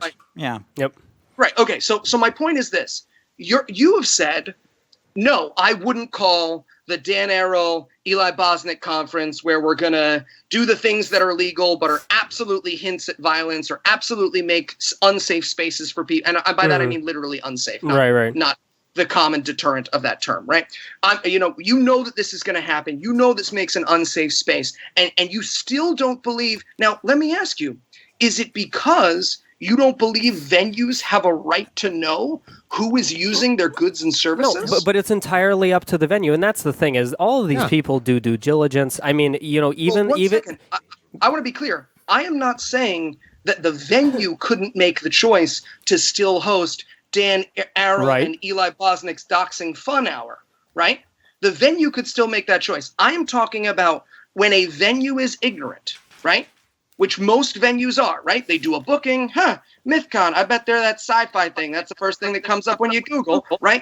If there is an ignorant venue that Googles the Dan Arrow, Eli Bosnick Hour of Fun, right? And they don't see anything, but you are aware of what a dangerous situation that is. Are you telling me that ethically you believe it to be wrong? What was dangerous about Mythcon? What was dangerous about Mythcon? No. I have already. No. You have to. You have to say what was because you're making you're conflating the two. I'm trying to drill down on the principles of your belief. I have already told you. I know you disagree that it is dangerous. Okay, so you condemn the deplatforming campaign against Mythcon. No, you'd have to under this. That would have to fit. Gentlemen, you have to stop interrupting me, and you have to listen. Let me give you this. Let me tell you this. I am already telling you, I understand that we disagree that it's dangerous. Pretend, if it helps, that I am entirely wrong on this issue, right? Pretend that I concede the point that I am a crazy person who believes the most dangerous person at your conference was Matt Dillahunty because he eats people with his goatee, right? Whatever you need to think about Mythcon is fine. I'm trying to talk about the principle. Right. Words are not dangerous. Right. So if you saw someone coming in with the AK-47, you better call them. Words are not dangerous. Not what I'm talking about. Eli, very clearly. Go ahead. I've given a very clear example. I have said, imagine a fake, and I've taken it away from Mythcon so you don't get defensive. I've used me and Dan Arrow, right? So people at home are chuckling because everybody knows I love to pick on Dan, and Dan's like, he buzz, right? So it is a safe example to use. I'm not talking about Mythcon. I'm talking about Dan, because before you said no. You would not be okay to inform the venue who they are working with. Right. Correct. This is an abuse of this is an abuse, though. Like, I mean, there should be narrow platforms. We're doing our legal but unsafe speech. right? But- I know but- you but don't think again- Mythcon Well, then is I that. can sit there and curse at you, following around, cursing you. That and like, are you like, is that legal? Right? I mean, No, come on. I mean, I there's am a difference using an between example ethics about- and I'm legality. using- So- and Yeah, you're using saying an this is example of ethical. deplatforming. But you're No, also I'm saying trying that to this drill is down totally on your ethical, and we beliefs. disagree. Okay, so Gentlemen, you have to stop interrupting. No, You Eli, have- because I have all right, gotten to make my go point. ahead. All right, fine. Right? I mean, Dmitry, maybe you understand, and in which case, if you think you understand, I Right. really do want to hear your No, answer. I do. I you do want to. understand? Yeah, I do. I 100% understand. Please I stand with the fact that if you want to platform whatever ideas you want, you could do a conference about how much you think I suck, and if whatever slander, libel, it doesn't matter. I mean, you have a free speech right to be able to do something. Now, when you talk about safety. Of course, that's why you have law enforcement. That's why you have people who are informed about, do they want to go there? Do they want to hear about, not a Nazi is probably not going to show up to your conference because the subject of the conversation is punching them in the face. So they're not going to feel like they're welcome. So I 100% think that even in your I just wanna hypothetical note scenario, that you switch between First Amendment right and ethic when it's convenient for you. So when you're talking about a conference, you say, yeah, sure, everyone has the right to do that. And then when I say, well, doesn't someone have the First Amendment right to send an email to a venue? Then whoa, hold on. No, no, no. But yet you use your humanism, wait, right, wait. in the same way. Saying no, Tom, is you're that you're what- right. What I'm saying is yeah. that it is unethical for you guys. I believe it's unethical to host a conference that would platform someone who sends. And sexual it's your right not to go. Right, and And that's it's also my right. It would also be my right. But not you're that I- usurping that it was our my right right to email throw the it, and It the would be people for the my- people to hear. Gentlemen. You're discriminating against a safe space for ideas. You guys want to create a safe space for whatever, and that's great. We won't stop that. If Gentlemen, there's some that's people not that my need question. that, okay, but we want to Gentlemen, create a that's not safe my space question. to share ideas, though. Gentlemen, If that you're is coming to not my Mythcon, you question. might be offended by an idea. The That whole is not point my is to question. get challenged. Brian, that is not my question. Please let me finish my question. I have been interrupted over and over again. Dmitry told me in the middle of a sentence, I understand what you're saying. And then he repeated a totally different point than what I was saying because I wasn't allowed to say it. all right. I don't know what it was. Then I'm lost. Okay, so please allow me to explain this, Sure. right? I am not talking about my right to put on that conference. Okay. I am not talking about my right to speak at that conference. I am asking you to imagine a hypothetical conference where legal but dangerous speech is taking place. Does that make sense so far? I'm What about to is say legal the but words. dangerous speech? You're going to have to define that. Yep. Right. So Give me an example. So if me and Dan Errol give out the information of someone without doxing them, which is very easy to do, right? If me and Dan Errol are having Eli and Dan Con, and we give out someone's private information without doxing them, and then we give a talk about how, gee, wouldn't it be great to punch Nazis, but did it in a way that's clever enough that it wouldn't explicitly incite people to violence, because there's lots of clever, winky ways to do that. How do I know you're going to say it, though? How do I know? Is your That's not the speech point. written? I want you to bear with me in this example. That's why I created a hypothetical with me and Dan Errol, so that we didn't have to deal with the details. It's a perfect example in my hypothetical. You know with 100% All right. Fine. certainty. Let's so say then- that. Sure. Okay. So here's my question, right? We are not disagreeing about whether or not I have a right to put on that conference.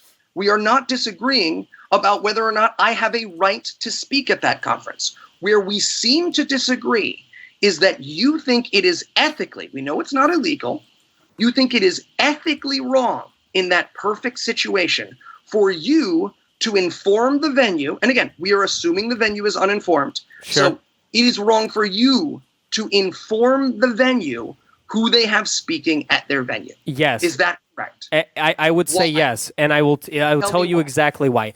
Because if we take your hypothetical at face value, and we say yes, it's like beyond a shadow of a doubt that people are in danger, then you contact the police at that point because it's a public safety issue. Yeah. It's legal. I have already told you in the example that it's legal. Then but it's not. You're saying that it's dangerous, and if that's the case, you contact the police because it's a public safety issue. Again, Do you not understand? The point is, right? So in this example, right, because I'm going to duck and dodge around the speech, right? If you'd call the police, they'd say, what's he saying? And you'd say, I don't know, it's not illegal. And then you wouldn't be able to do anything about that. Now we're down to I am asking you why it is wrong to call the venue. Right. It's a very simple question. Why is it but ethically here wrong to it's inform people? dangerous. Now we're arguing over the definition. We're dangerous. What we're claiming specifically about Mythcon is that the deplatformers lied. They were saying 100%. Kekistan means something that it absolutely doesn't. They were making the ties to the alt-right. In fact, stop. Sorry.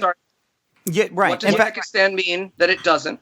Okay. Because not other listeners gonna know. Kekistan is it's a mocking of identity politics. It's got a whole silly history. It's a silly subculture. Within it's the gamer not white community. supremacist.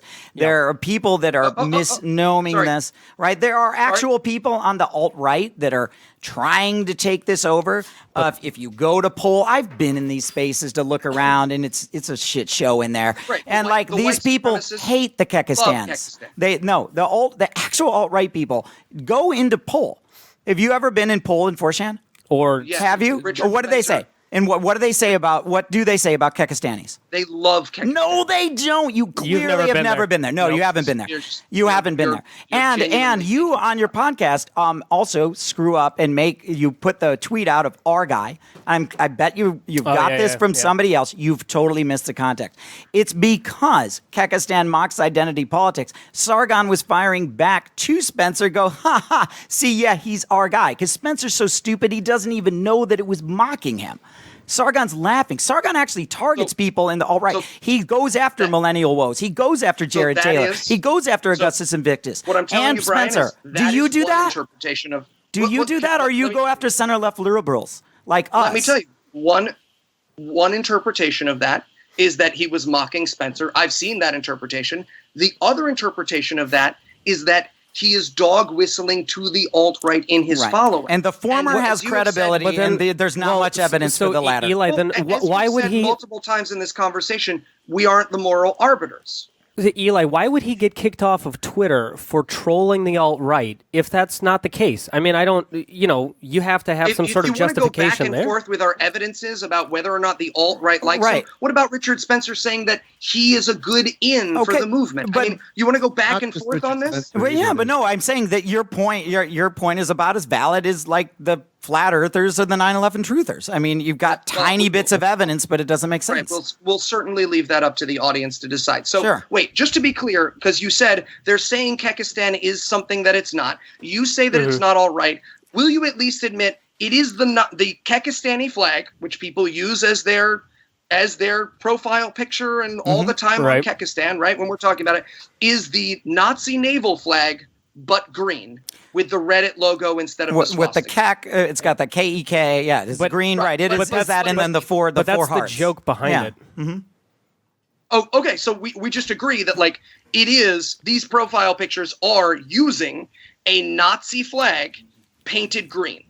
Right. You like Yeah. the Kekistani flag is what the Kekistani great. flag is, right? Look, but it does you not are represent more than both. welcome. Yeah, you are more than welcome to say Kekistanis aren't white supremacists. They just use a Nazi flag painted green with the Reddit logo instead of a swastika. Okay. And members of this audience may say, you know what? I agree, Brian. Okay. People use Nazi flags painted different colors all the time, and they don't mean that they're Nazis. They might agree with you. So that was your first point, right? Is you said that the Kekistani flag is something that it isn't. What was the second point about the Well, lies again, that you we think people have a big disagreement there. The No, evidence is absolutely. clearly And on we'll my let the side. audience decide. So the second thing, you said they lied about your conference. Tell us the second lie they told. Well, that they're saying that Nazis were coming, And right? that was- And white supremacists, and that we were going to hold a Charlottesville-style rally. Yeah, Right? We talked to the board. These were rape apologists and white supremacists and Nazis. And what happened was Brian, you were there. I mean, you can talk about the questions that they asked you, but they flat out were like, "Hey, are a bunch of Nazis going to be here?" They also there were veiled threats of violent protest as well, like hinting at we're going to call Antifa. Okay, so let's be very clear here, right? I mean, is all that cool? Is that cool? Oh, no, is that cool? Like, do I approve of that? Yeah, correct. I'm asking you. No, absolutely. No, that's what I'm setting up So for. you condemn the Absolutely not. deplatforming campaign? that is, see, now that is different. There is a difference between a deplatforming campaign and lying about an organization. So this is what I will say. And I believe you, right? I believe you. If you tell me that someone went to your venue and said there are going to be a bunch of Nazis there, they lied. They lied, and that is not an appropriate deplatforming campaign. I believe, as I've made pretty obviously clear, in deplatforming. But I don't believe in running up on stage and snatching the mic out of someone's hand. I believe in deplatforming. I don't believe in kidnapping their daughter until they agree not to make a speech. There are correct and incorrect ways to deplatform, in my personal opinion. And if people threatened your conference with physical violence, now I will say, I've seen Christie's letter. I've seen Steve's letter. Yeah, she didn't. She didn't. Right? And neither of them told those lies, and neither of them delivered veiled threats. And we did not. Right. We're not singling them out. We're not claiming that. I just want to be clear. And I want to say in unequivocal terms, anyone who made the people attending your venue feel unsafe, anyone who made the people attending your venue feel as though they would be violently threatened, or that they would have violence done against them, or that any kind of crime or action of speech outside what we all agree is an acceptable form of deplatforming and responsibility for the things you say and do is an abhorrent behavior. Okay, well, what about condemn it? What about a prominent member of the atheist community saying that we're going to look at the pictures of Mythcon and there will be consequences for those that we find that are in there? So right? Is that okay? There was a person that did this. Question, right? Is that okay? Let's remove this. Let's remove this from Mythcon for a moment, right? Because there are two differences. You don't want to answer that one? Many people. No, I'll very quickly answer that one. That's you reacting like a snowflake to that post, because what he said was, "Hey, if anyone was there." And okay, so now the women that felt uncomfortable about that doesn't matter. But it does matter for Sargon Suite, but it doesn't matter for this. Yeah, it's very okay. Those selective. Are incongruent. When they said, you didn't let me finish because that's your style. Your style is to try to finish before I can make a point or finish a question. All right, fire away. That's what you preferred to do. We can find the precise wording of it. What the actual wording is matters, and we can look at it. And do you want me to find it and read it? It was, "There will be questions," I think is what he said. That is creepy. Creepy. Creepy, but it's not. Listen, you may decide that that's creepy, but it's not a threat. Okay. Well, would a reasonable person interpret that as a threat? No. And reasonable people will interpret things differently. No, there are some that will be outraged over the tweet, like you are. This is unfair. And there will be some that are outraged over this. Okay, so you're outraged over the tweet. I'm asking you a direct question. I'm asking you if a reasonable person would interpret. Yes, a reasonable person can interpret it that way. Absolutely. In the same way that I think you're reasonable, Eli. We'll let the audience decide. You're reasonable and you're outraged about the tweet. Reasonable people can be outraged. And again, reasonable people can also not be as outraged, right? Reasonable people can see that as a threat or not. And I want to say, I mean, is it a nice thing to do? That's at the end of the day. If we're going to take the moral high ground on any of these issues, then you have to take the whole moral high ground. I want to be clear. You're talking about something not either Eli or I did, by the way. Right. No, and that's not you guys. I know. None of this was us. So we've wasted 15 minutes of precious time because I have to go pretty soon. I didn't tweet a member of the MP either. Did that we didn't do, that neither Eli or I did. Right, and I didn't tweet an MP, and I got grilled on it. Yeah, but hold on. But this is important, and I know, Eli, you were trying to say something here. I asked about things that happened at Mythcon, or that happened a year ago, or whatever it was. As if we have to react as reasonable people. So, in some way, sure, for the past 15 minutes, we flipped it and we said, here are some tactics that certain supporters, maybe in your realm of influence do. Would you counteract that? Would you say that that's not the nicest way to approach things? That's not a nice way to treat us, to other human beings. And so there has to be some sort of, moral judgment from you guys on these tactics. And note how I responded. Note how I responded, right? The moment you clarified the bad behavior, right, I unequivocally condemned it. Unequivocally, without a moment's notice. Thank you, Eli. I didn't say, "Oh, that's not my official stance." I didn't talk about context. I didn't go back and forth. I unequivocally condemned it. I used this public platform, and the only words I said publicly about your conference before it happened, because I believe in conversation. The only words I said publicly about your conference were, I understand people's doubts about the speakers. Okay, but in the comments section, you also called June and Greg miserable pieces of shit. So I'm sorry, that was one of the first comments. So when I got down, I thought, wow, that's a really nice Facebook post. But it got ruined after the third comment that said they're miserable pieces of shit. That wrecked it for me. Sorry.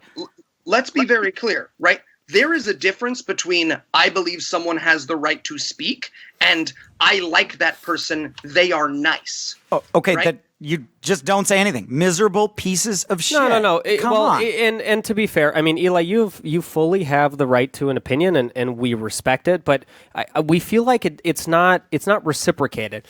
Like we're super nice to to the way that you guys push politics. We think that there's always a give and take.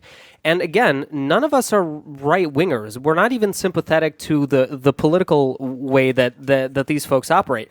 But we honestly believe that if we're going to meet somewhere, and I know, Thomas, when we interviewed you, you thought that this was the wrong approach. Like, we can't meet in the middle because it's like going to adopt some bad ideas.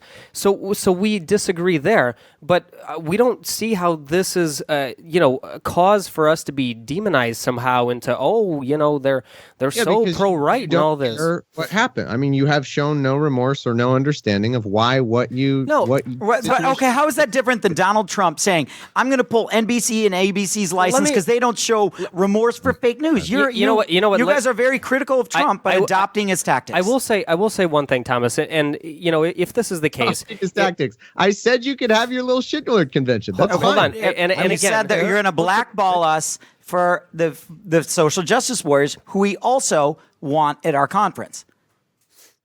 Well, they're not going to be there because you created an unsafe place. And so because of your bullying, and so this is because of my bullying. So this is one of the things that I want to say is the culture of fear. We honestly are going to hope that at all future conferences that we have a diverse mix of ideas, and we're very confident that there's going to be someone within the progressive community. If you don't want to be that voice, then that is fully your right. Or Eli or whoever. But we believe that there will be someone in the progressive community that's going to go and they're going to say, I find value in challenging these ideas. I'm going to do it in a constructive way, and then we're going to continue having these dialogues. I think that's the end result. And one thing that I want to say lastly, Tom, because you brought this up a couple of times, is you're looking for an apology for certain people. I will unequivocally say that if anything that I did on my watch as part of the conference made anyone feel uncomfortable, then I apologize for that. And I second that. And I stand 100% by that. I think, again, the way that we structured the conference, there is nothing there to apologize for. Again, we can't control crowd, or we can't control massive peoples in the crowd or whatever it is. But we published the skeptic pledge ahead of the conference. We made compelling claims to be fair, not to be a dick, to be a nice person ahead. That was part of my opening speech. So we did everything to set the stage for that.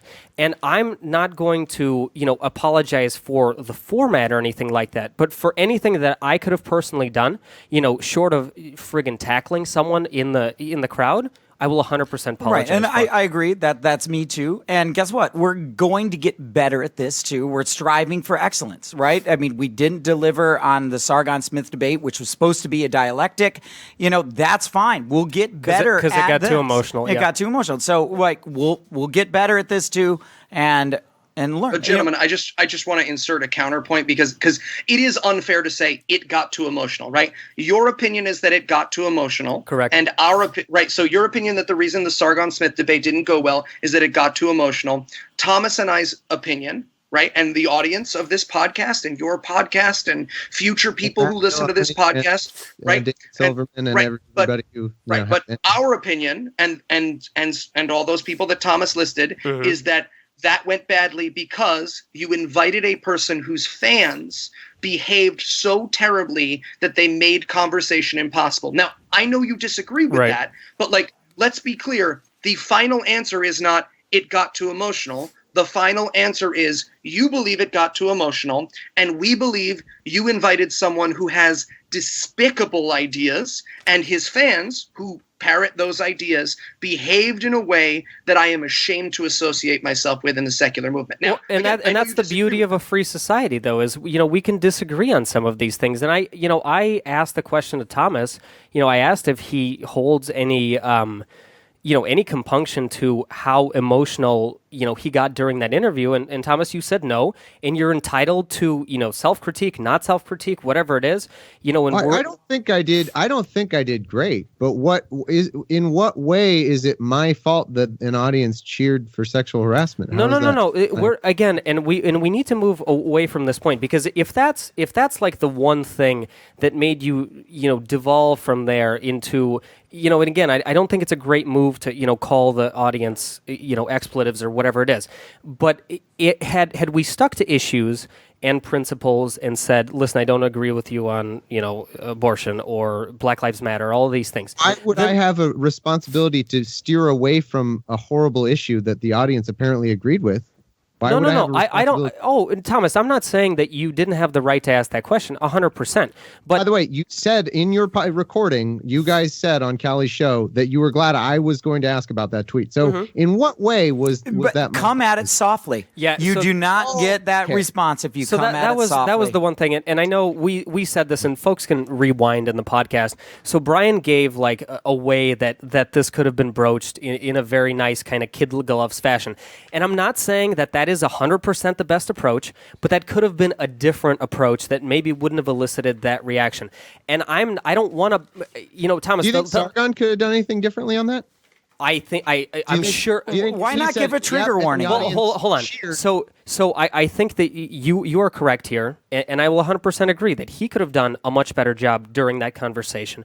And we're going talk about that one point. I don't even care about the rest. Just talk about that one. Do you think he could have said, "Whoa, okay, it's inappropriate that people just cheered that"? Is that the way he could have made it better? So again, I have no idea how he interpreted it, because again, talking to some of those people after the fact, which we did, the justification that they gave for why they cheered that was 100% their free speech approach. These people are not pro-sexual assault.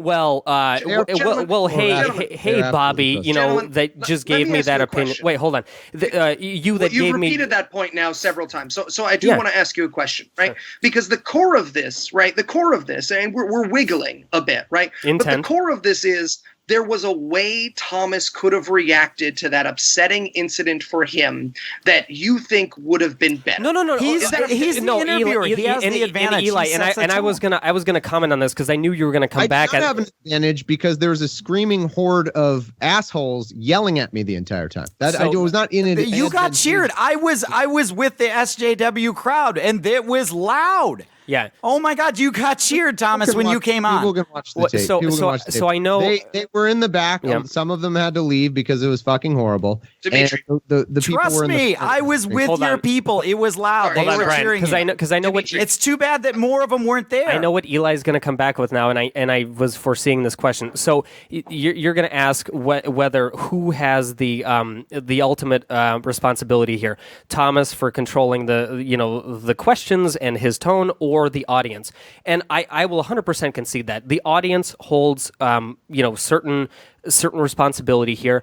But again, that's not something that's under our control. There's four of us talking here. The only person on that stage that had any control over circumstances was Thomas. Now, again, Thomas, I'm not leveling. Really? Some don't have any. That's interesting. Why was I the one with all the? No. I'm saying in this conversation, you were the one that had control. You were leading it. Yeah, and so again, we have plenty of. I was leading it to a place you said on Callie's show that I should.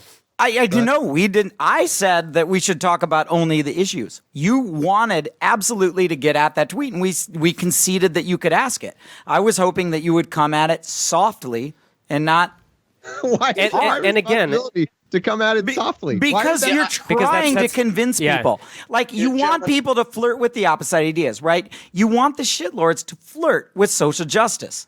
Right, that's the idea. Try it out. That's the tone. That's how you convince people. And this is why at the beginning I referred to it as an uppercut, because that's weird. Hold on. Why is it my responsibility to do that? Why isn't it the shitlord's responsibility to say, you know what? Let's not cheer for sexual harassment. You're on stage. You've got a bigger position. Yeah, this is Well, not. Sargon could have done that. No, he was on stage. He could have said, you know again, what? I see how that tweet looks bad. I feel bad that people just cheered it. I think I should explain it. Maybe it shouldn't be something people are cheering. I think we do need to get Eli in here. But the last thing that I want to say on that is you are right.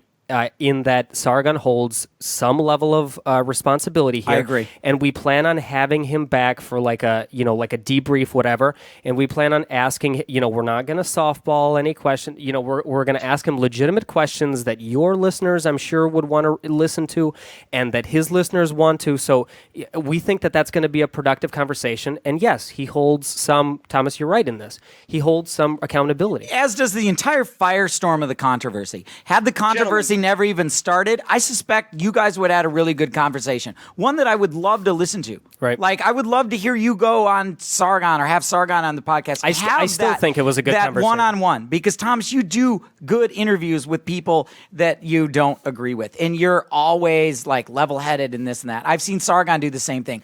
I would love to see you and Sargon without the emotion knocking it out. Because I think I could learn something. Yeah, I mean, gentlemen, there is no question that in a audience-free environment, the goal of conversation, which I believe all of us share, which is to expose bad ideas, goes very well, right? The Christy Winters Sargon of Akkad debate is a phenomenal example of all of his bad ideas. Well, I mean, I would want them. We disagree about that, but we agree it's a good conversation, right? I would want them to have a follow-up debate. It was civil, right? That's what we want.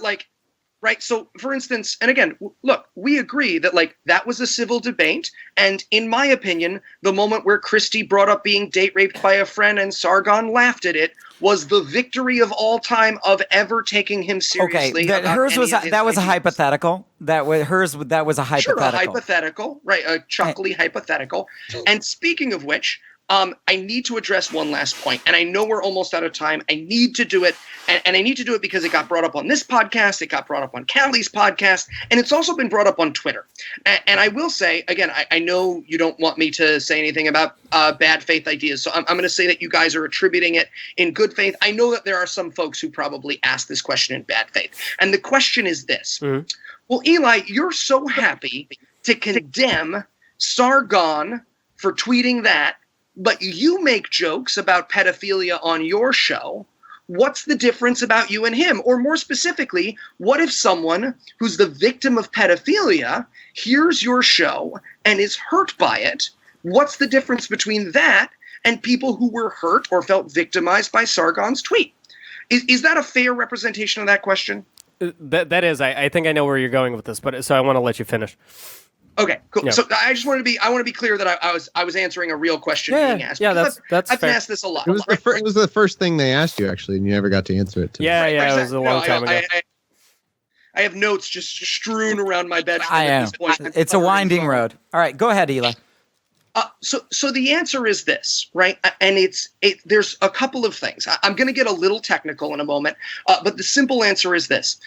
The difference between a comedy show that one must come to hear content and having content brought to you is very different, right? So my show, and I'm only going to use myself as examples, right? On my show, one of the running jokes is that I have dug up the dead body of Phyllis Schlafly, the anti-abortion advocate, and have sex with it on a regular basis, right? Now, here's the thing. Ooh. That is a very funny joke when I do it on my show. My mother would not like that, but go on. Right.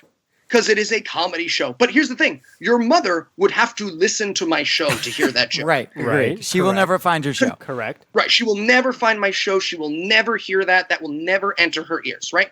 Imagine how abhorrent those same jokes would be were I to tweet them to Phyllis Schlafly's family. Okay. Right? Because they didn't make the joke. They didn't make the choice to come to my show and hear those jokes. I brought those jokes to them, and I used those jokes to harm them, right? So that's the first difference, right? Is the difference between... Which is a major difference. Huge difference, right? I think we all agree, huge difference. So that's the first difference. And the second one is a little technical, and it's a little bit of comedy inside baseball. But people ask the question, I want to address it in good faith, and that is the difference between subject and object. And I'm going to use Louis C.K.'s joke. Louis C.K. has that amazing 6.5-minute bit about the N-word. Mm-hmm. And the subject of that joke is the N-word. Now, what do I feel can be the subject of a joke? Anything. But what is the object of that joke? The object of Louis C.K.'s joke about the N-word is himself and his own discomfort. Similarly, on my show, a little bit of origin, people have been misquoting this. The joke that gets made is after I made an accusation that we actually had to do a caveat on about the Cristiano brothers, where we had to actually have someone come on and give a little spiel at the beginning so that everyone knew it was a joke, because we were worried someone might sue us. Afterwards on Scathing, as we were doing the headlines, we sort of mentioned that I tend to say these things that are so terrible that it constantly forces people to clarify that I'm joking. And at that moment, with myself as the object of the joke, my character, not me, obviously, with my genuine emotion, said, I want to fuck a child. Now, listen, that is a horrible, horrible thing. Pedophilia is one of the worst things across all societies. And as a subject, I believe it should be joked about. But the object is not victims of pedophilia. The object of that joke is me, right? And that is the difference between myself, and I'm not just going to say Sargon, the difference between myself and internet trolls, right? Because I talk about the subjects on my show are far more vile, far more wide-ranging than any of the subjects that June or Sargon or Richard Spencer or Baked Alaska, anyone you care to name, the subjects on my show are far more wide-reaching, but the objects are very specific. Yeah, no, that's a great point, Eli. That's well said. Hold on, Eli, are you done? Because I don't want to interrupt. Oh, I'm absolutely done. Yeah, no, that's well said, Eli. And I want to make sure, I don't think Eli's a pedophile. I don't even think Eli's offensive. I think Eli is funny. I've had 3 hours of conversations with him, and even though we're fighting sometimes, he makes me laugh. So, yeah, good. No, so I want to say that. I don't find any of your bits offensive, and that is a really good way to look at it. And I like the way you say the subject and the object. But the one thing is, I can see the Sargon fans. I'm putting myself in their head right now, and they're saying the object of his tweet is censorship. It's censorship in the same way that yours is you. Person. But see, that's what they're saying.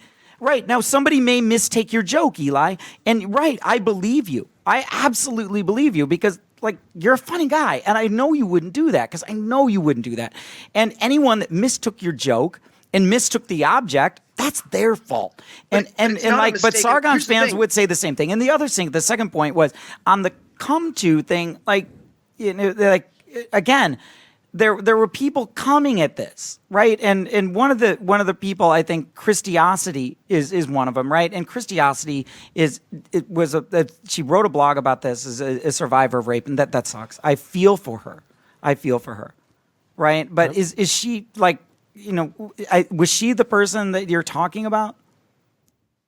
Yes. No, absolutely. And this is whoever. So this is I have to shift from jokes to something. I think hold I'll on. never be able to stop thinking about. Wait, before you do though, so because I don't even think that was not the 2 points he mentioned. He mentioned the first point was essentially out of context, you take something out of a comedy show versus you take something out of Sargon's show, and what the one rebuttal to that is that every meaningful show right now has to have what I'll call jokes in it, and that has to be very edgy content. And so, again, we look at this as very edgy content. And if you talk about it was out of context, and when it was set up on stage, and he had his fans or whoever there, they all knew the context of where this was him said. tweeting it directly to the politician. That's the entire point. There's no comparison here. Yeah, well, No. actually, let's go a step further. Let's explain the joke, right? Because one of the things that people do when they're having conversations about this tweet, and it's very easy to do, right? Let's compare two jokes. Let's compare one of my worst jokes and compare Sargon's joke. Okay. Right? So we're going to compare I want to fuck a child, right? Something that I say all the time on my show, right? And Sargon's joke, quote unquote, to Jess Phillips. And I'm going to explain why I put that in quotes just now, right? So on my show, someone who would be hurt by it has to come to my show. They have to listen to my show. They have to download it. They have to get past the explicit tag. They have to get past the warnings, right? And to hear me say that, right? And if they've listened to my show in any form of context, they know that the object of that joke is me. There's no question, no reasonable person would listen to that show and go, oh my God, that's that guy's serious opinion. Chris, Right? but why do you put the warnings on there? Is that for that same reason? And the same reason, why didn't Thomas do a trigger warning before you fire out the thing? You're changing the subject because I'm comparing the two jokes. And I want to talk about Sargon's joke. That's fair. Right? There's two readings of Sargon's joke. Two, right? The first is, I wouldn't even rape you. Sure. And then there's, I wouldn't even rape you. Right? Wait. So I don't no, what's the difference? I don't know. I'm gonna explain that. We're digging into semantics. Now we're digging into Right, but it's important Accent because marks. it talks about who is the object of the joke, right? Well, but- so the two, okay. but you have to let me explain, right? yeah, 'Cause there's I only know. two interpretations of the joke, right? I wouldn't even rape you is you are the interpretation, the reasonable interpretation of that sentence is you are too ugly to rape. I would not rape you. That's how ugly you are. The second interpretation, and the one that Sargon said in his video, was the interpretation, and let's believe him, right? He says this is what his joke means, so let's believe him, is I wouldn't rape anyone. I wouldn't rape even you. I hate you, Jess Phillips. You are trying to stifle free speech. Correct. You want to send people to jail for jokes. Okay. I wouldn't rape, and even you, I would not rape. That's the interpretation of the joke. Right. In both of those instances, the object of the joke, not the subject, right? The subject of the joke is rape. The object of the joke is Jess Phillips. One, the object is that she is too ugly. And in the second is that she is such a miserable person that But it's he become would a not meme. even- But that's okay. It's become a meme. No. I just don't think that's what the audience. Even if that's true, the audience didn't think that. I I'm want not talking about the audience. Of I'm not talking about course. the audience. I'm talking about his original intentions. No, Eli, Because you're people talking about compare- intent. And but then take that up with Sargon. That would be great. I would love for you to ask him. No. that, Thomas. This is beyond You this. compared Eli's humor to what Sargon Yeah, did. you- So it's the same. Correct. My humor has been compared in multiple venues to In this that very joke. podcast. Right. In this podcast. So that's what I'm doing. I'm just comparing the two. I would take that up with Sargon, right? That's the conversation I would have with Sargon about subject and object. You know, That'd be a good one. June did not like my second Facebook post where I said she shouldn't be deplatformed, I think because I called her and her boyfriend a piece of shit. And she posted on Twitter, she posted the Facebook post, and my response to her was, this is a bummer. Let's have a conversation. And look, her answer was no. She doesn't want to have a conversation with me. But it became obvious right away that I was not interested in a feud. And I am uninterested in feuds. And that is part of the I don't want to get too into it, but that is part of the problem with YouTube culture. And part of the problem I had with you bringing it into our community is that it is a community based on drama. I mean, I hate to tell you, but we have That's a reasonable critique. podcast enemies.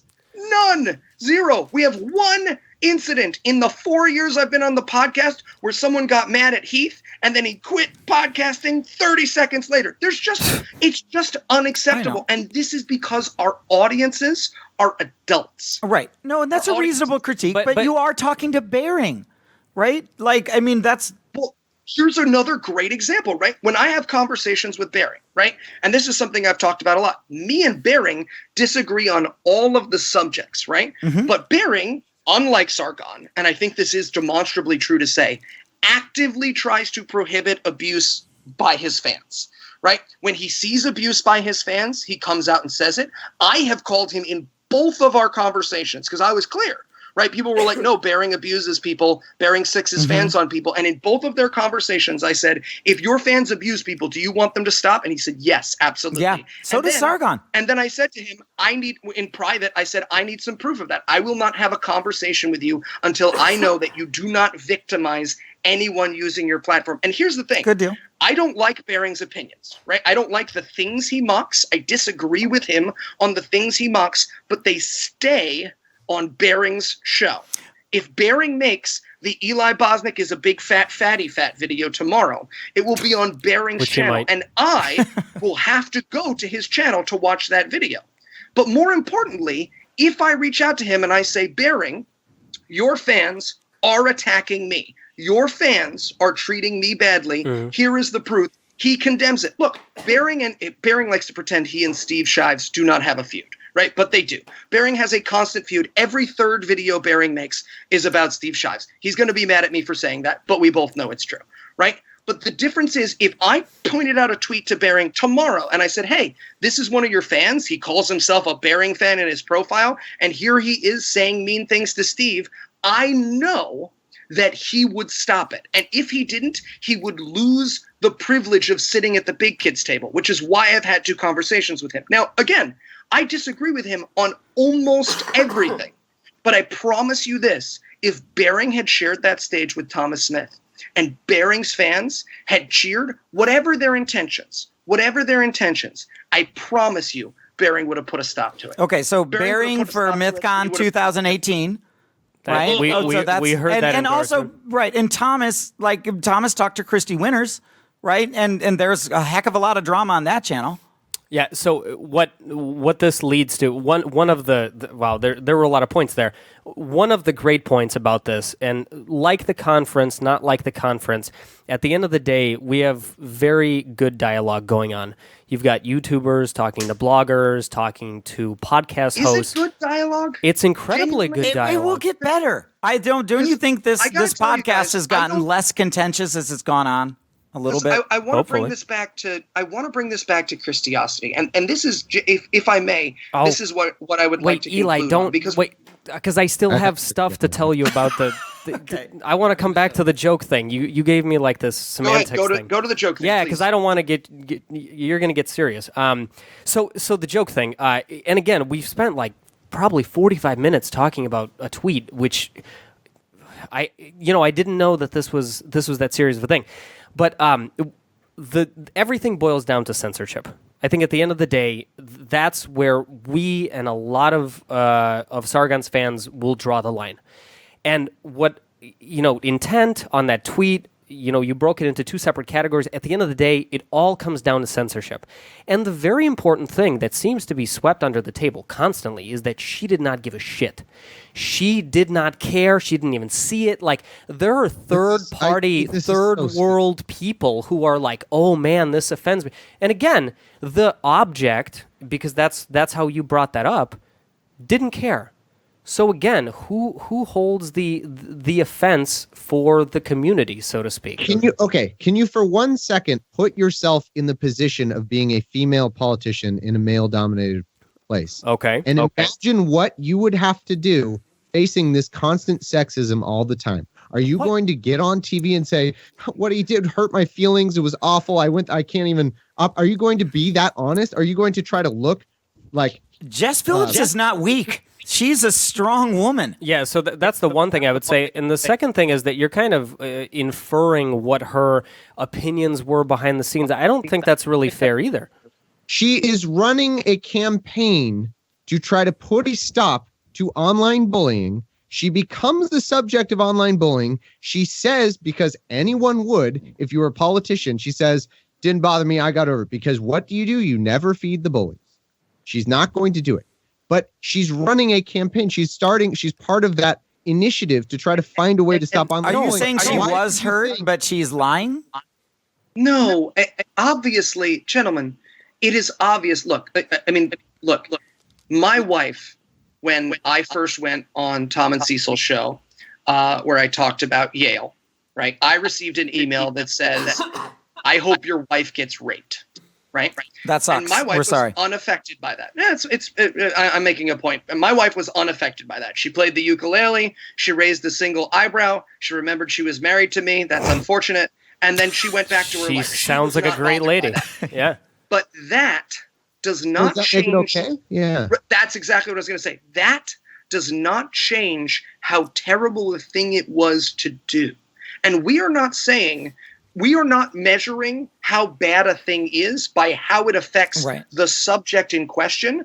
We are measuring it by how the behavior itself should be viewed on a moral landscape. And I think we all agree that whether Jess Phillips had laughed and thought that that was a hilarious tweet, or whether Jess Phillips had taken her own life at the sight of it on Twitter, it was a repugnant thing to do. It was a bad way to behave. So when you say people in the hall weren't offended by it, or Jess Phillips said she was fine, or some people think it's fine when someone makes takedown videos of them, right? I am unaffected. I've had 6 takedown videos of me, and I'm 30 years old, and I'm like, someone edited stuff about me. That's sad for them, right?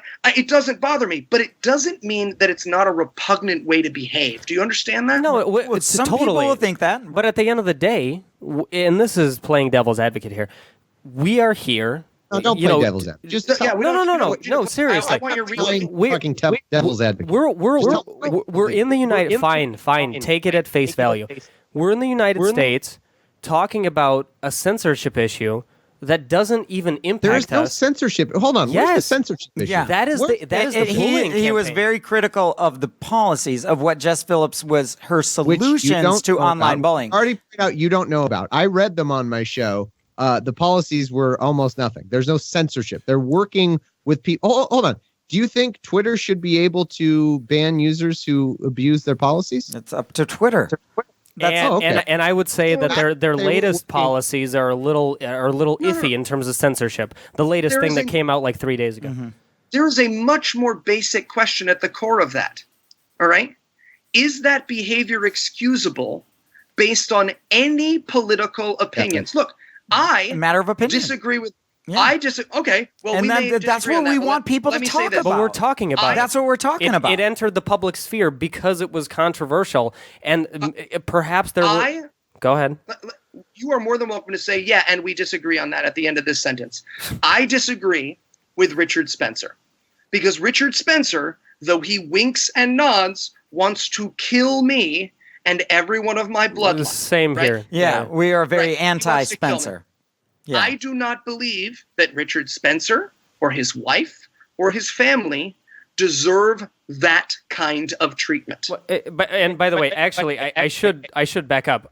Has he ever said that he wants to kill the Jews? No, he has been very, very careful about talking around that. So you think They he talk believes about the that- Jewish problem, though. they? Yes, I think a real that's a person can common interpret theme among alt-writers, the Jewish problem. Well, no, Jewish question. I think he Yeah. talks about, and again, I'm not like defending in Yeah. any way, shape, or form Richard Spencer here, but I'm pretty sure he talks about a white ethno state. He does. Rather than like, let's kill a bunch of people. There's a lot of anti-Semitism in the alt-right, no doubt. Oh, no, He's I don't like talked them. about it. Believe me. My point is there any political opinion that makes that tweet acceptable? In your opinion. I just want your opinion. Sorry, is there what was any the tweet? political opinion that the object of that tweet can have that makes that tweet acceptable? Again, that and MM's position on that is just for the audience to decide. And I love that we're talking about Well, hold this. on, Eli. If you're going to ask me, like as a person, Yes. just as a guy, Yes. no, I don't Yes. think so. I think that's a bad joke, or that crosses whatever. I mean, I would never have done that. And frankly, I don't high five, Sargon when I see him and tell him, "Oh, great tweet, bro." I mean, that just doesn't happen. Like his audience did at the conference. So the point but again, is, it doesn't matter. I'm glad that you guys said that. I appreciate you at least said you don't support that. You said it's for the audience to decide. Well, For sure. I got news for you. A lot of people, but basically everyone has decided. And here's who's But that's left not to go- everyone. It's not everyone. No, hold on, Thomas. I want Everybody to. else, the major atheists, me, Eli, all the people I named, they've all decided, no, that's fucking disgusting.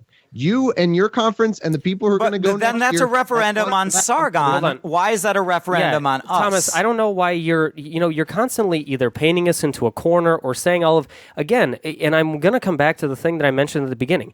There's like 49% of the country, and you guys mentioned, it was despicable that Trump supporters there. We were ecstatic that there were actual right-wingers that were willing to listen to secular those were fun thoughts and conversations. beliefs. That was unbelievable. So, absolutely. It gets to the other point of this, though, because are you proud that also that same audience of Trump supporters left after the debate? No, they didn't. They left to surround Sargon for a little bit, but they all came back. Like Sargon shoe, they were all too deep.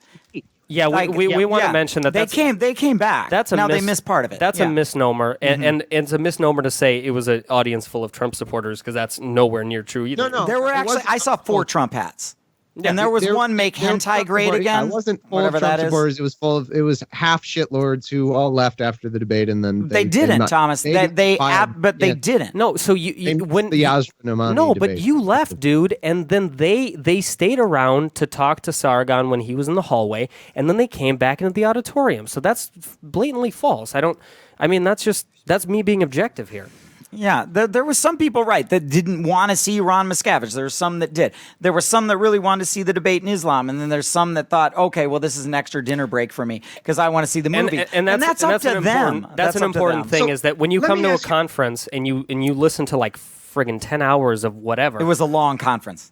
Yeah. Anyway, go ahead. Let me ask you a question then, because you've brought up this plurocracy of ideas several times in this conversation. Yeah. Plurality of ideas. Thank you for correcting me. No, I don't know how words work. You brought up this plurality of ideas a couple of times in this conversation. Are there people whose ideas you find too reprehensible to be welcomed at your convention and to be exposed to good ideas? I will start with this first, and then Brian, you can jump in. The goal of Mythcon or of MM in general is to attract an audience that is within the what I'll call political mainstream. So anything that is fringe, either on the right or the left, so like you mentioned, Richard Spencer, we would view him as very fringe, like far right, out there. But then we would also, and I'm not going to name people on the left, but people can infer. There are people also who are like Marxists and that are like way out there on the left who we also wouldn't want to court. And I vehemently believe, and I think MM will stand behind this, that the speakers that we invite represent a mainstream, represent somewhere within the, center right, center left, whatever it is, community, and that these are exactly the people who we want to bring into farther into the, into the secular realm, but then foster conversations between them because they're totally going to have political differences. Yeah. And how do we know? When you get Jane Doe and John Doe, right? One of these two, again, they're going to, the mainstream people are going to extract a mainstream audience. Are there one or two extremists that show up and you don't know, in the audience? Or they're going to yell shitty things? Maybe, but you would think that they would pull in the center, though. Yeah, and I didn't hear everything, Thomas, that like folks yelled at you. But again, they were given, there was someone that ran up to them and said, "Hey, stop yelling at things." I did not see any of that, and there were like 4 people in the audience that were crowd controlling. Then it was completely ineffective. Sean and I were doing it as well. Yeah. Yeah. It was completely ineffective. It didn't.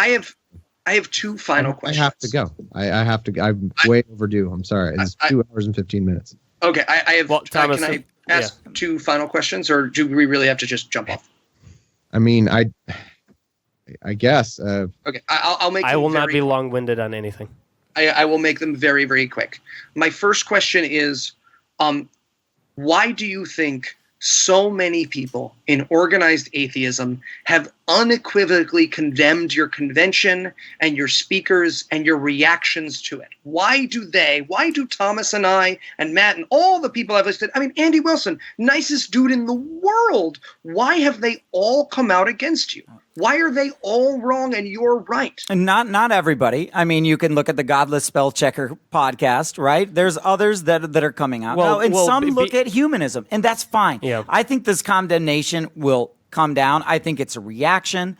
And you know what? People are allowed to overreact. I'm not going to say you're a leper and that we can't be friends after. Like this is a process. People have a reaction. Let's see it. It'll come back. I really think plurality and First Amendment is one way to go at atheism. Humanism is probably a really good way to do it too. And we have to create space for both ways. And I want to double down on the humanist point that Brian made earlier in the podcast, that it wasn't the most humanist hour and a half of segment. Yeah. 100%. Agreed. And so, yes, is that going to, deter some people? But there were a lot of really good conversations. I mean, it was 10 hours. A debate booth was running for 8 hours straight. I've never seen more conversations. There's a small channel called The Existentialist, and they're around interviewing. Check it out. It's a 28-minute video. The Existentialists, they don't have a ton of subs. Check out what they're talking. I had the ideals of Mythcon because they're just having conversations. And I don't want to move away, Eli, from your point, and I don't want to make this long-winded either. I think it's remiss to say that, the atheist community at large is coming out. No, we're receiving a ton of support, but also there is some criticism, and we think that's fully in the right. We're not perfect.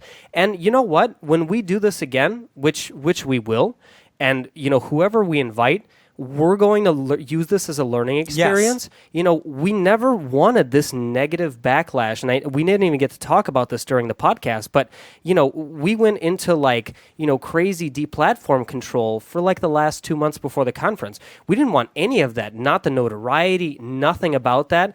And again, we are, so 110%, on the pro-free speech bandwagon that, ideas deserve to be discussed and challenged, is that, we still don't think that anything went horribly wrong and that we should continue this conversation. And we hope, Tom, that, you have another conversation with Sargon and that all the listeners feel, can contribute, and you guys do it without an audience so that it's not, That actually leads me perfectly into my second thing, and I know Thomas needs to leave. Yep. So what I will say is I understand that you think nothing went horribly wrong. There are a lot of people out there who disagree. I disagree. Okay. And as someone who has a tiny hold on a tiny corner of the atheist movement, who has a platform, for anyone who felt like this movement isn't for them, for anyone who felt unloved or afraid or like they won't be believed or like their abusers will be protected or that this community isn't there for them, if they felt that way because of my actions, because of my support for Mythcon, because of what happened at Mythcon, I want to take this moment, because my other shows are comedy shows and I can't do this there, I want to take this moment to apologize, because I feel I want to take this moment to apologize because nobody deserves to feel the way Christiosity felt that night when she saw that video clip. Nobody in the whole wide world. And we don't deserve you. We don't deserve you. But if you want to come back, this atheism right here, the one that I control, the one that's about fighting theology and fighting bad ideas, that's about humanism, that's about social justice, that's about intersectionality. This is here for you, and I'm sorry I failed. Yeah, I'm so sorry I failed. And we don't want to stop that, Eli. We think that there's room for the intersectionality and social justice conferences. Some people are absolutely going to feel more comfortable there, and there's no reason why we would want to shut them down.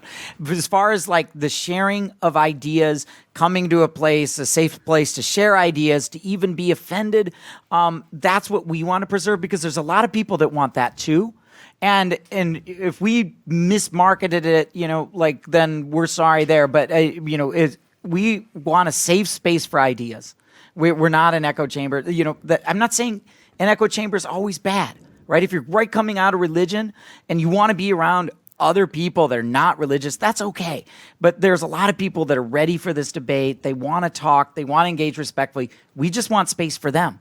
We don't want to shut anyone else out. And we want to unequivocally, again, double down, triple down, whatever it is, on the fact that we offer a very safe atmosphere for the exchange of ideas, which may or may not be controversial. And that's exactly what we want. And so we are not, I think you painted this earlier, this is, some shit show or shitlord, whatever they're called, convention, that this is not the case. we have diverse viewpoints within we have diverse viewpoints within the conference, and we're going to continue promoting that. And we'd love to have, humanist, secular, every other value represented on stage and in the audience. All right. Well, you're not going to. I have to go. I haven't said anything, but I will say that I think, I think you're absolutely blind. I think you're blind, and I wish I knew how to change that. And I see why you're coming from the place that you guys are, but unfortunately, the result is a bunch of people feel unsafe and shitty, and you're blind to it. And I don't know what else to say. I don't know what else to say except gauge these prominent atheists who have come out against your conference. Just think about that. I mean, there are a lot of people. You posted a video. You posted the video on Sargon's channel. Yes, you were able to raise a bunch of money from people who are already fans of his. But that's people who are already fans of his.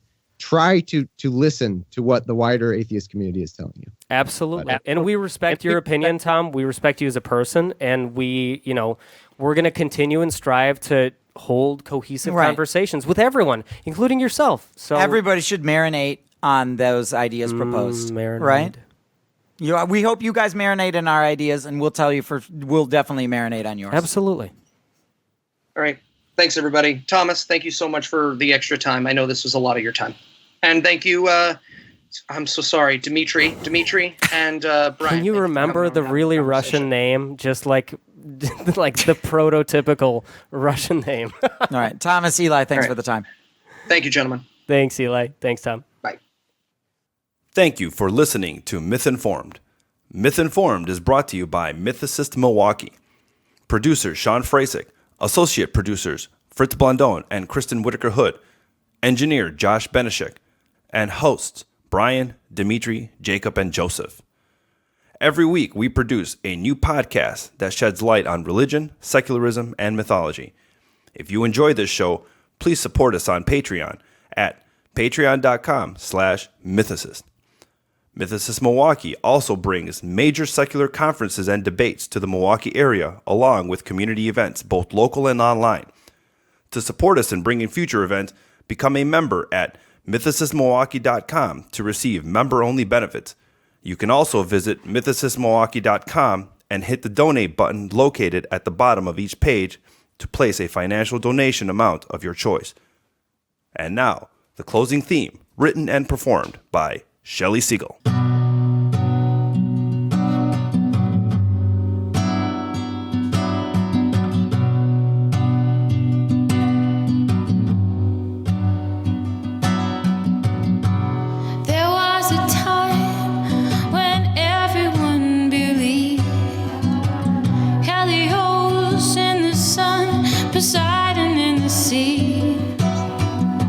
Athena's wisdom and beauty, and Hades underneath.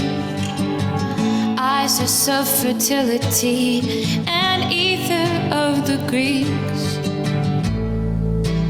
They all lie at rest, and who will be the next to die?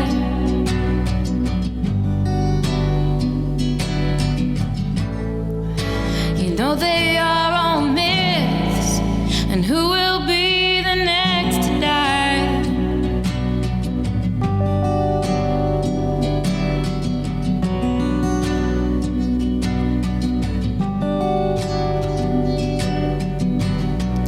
There was a time when everyone believed. Helios in the sun, Poseidon in the sea. Athena's wisdom and beauty, and Hades underneath. Isis of fertility, and ether of the Greeks. They all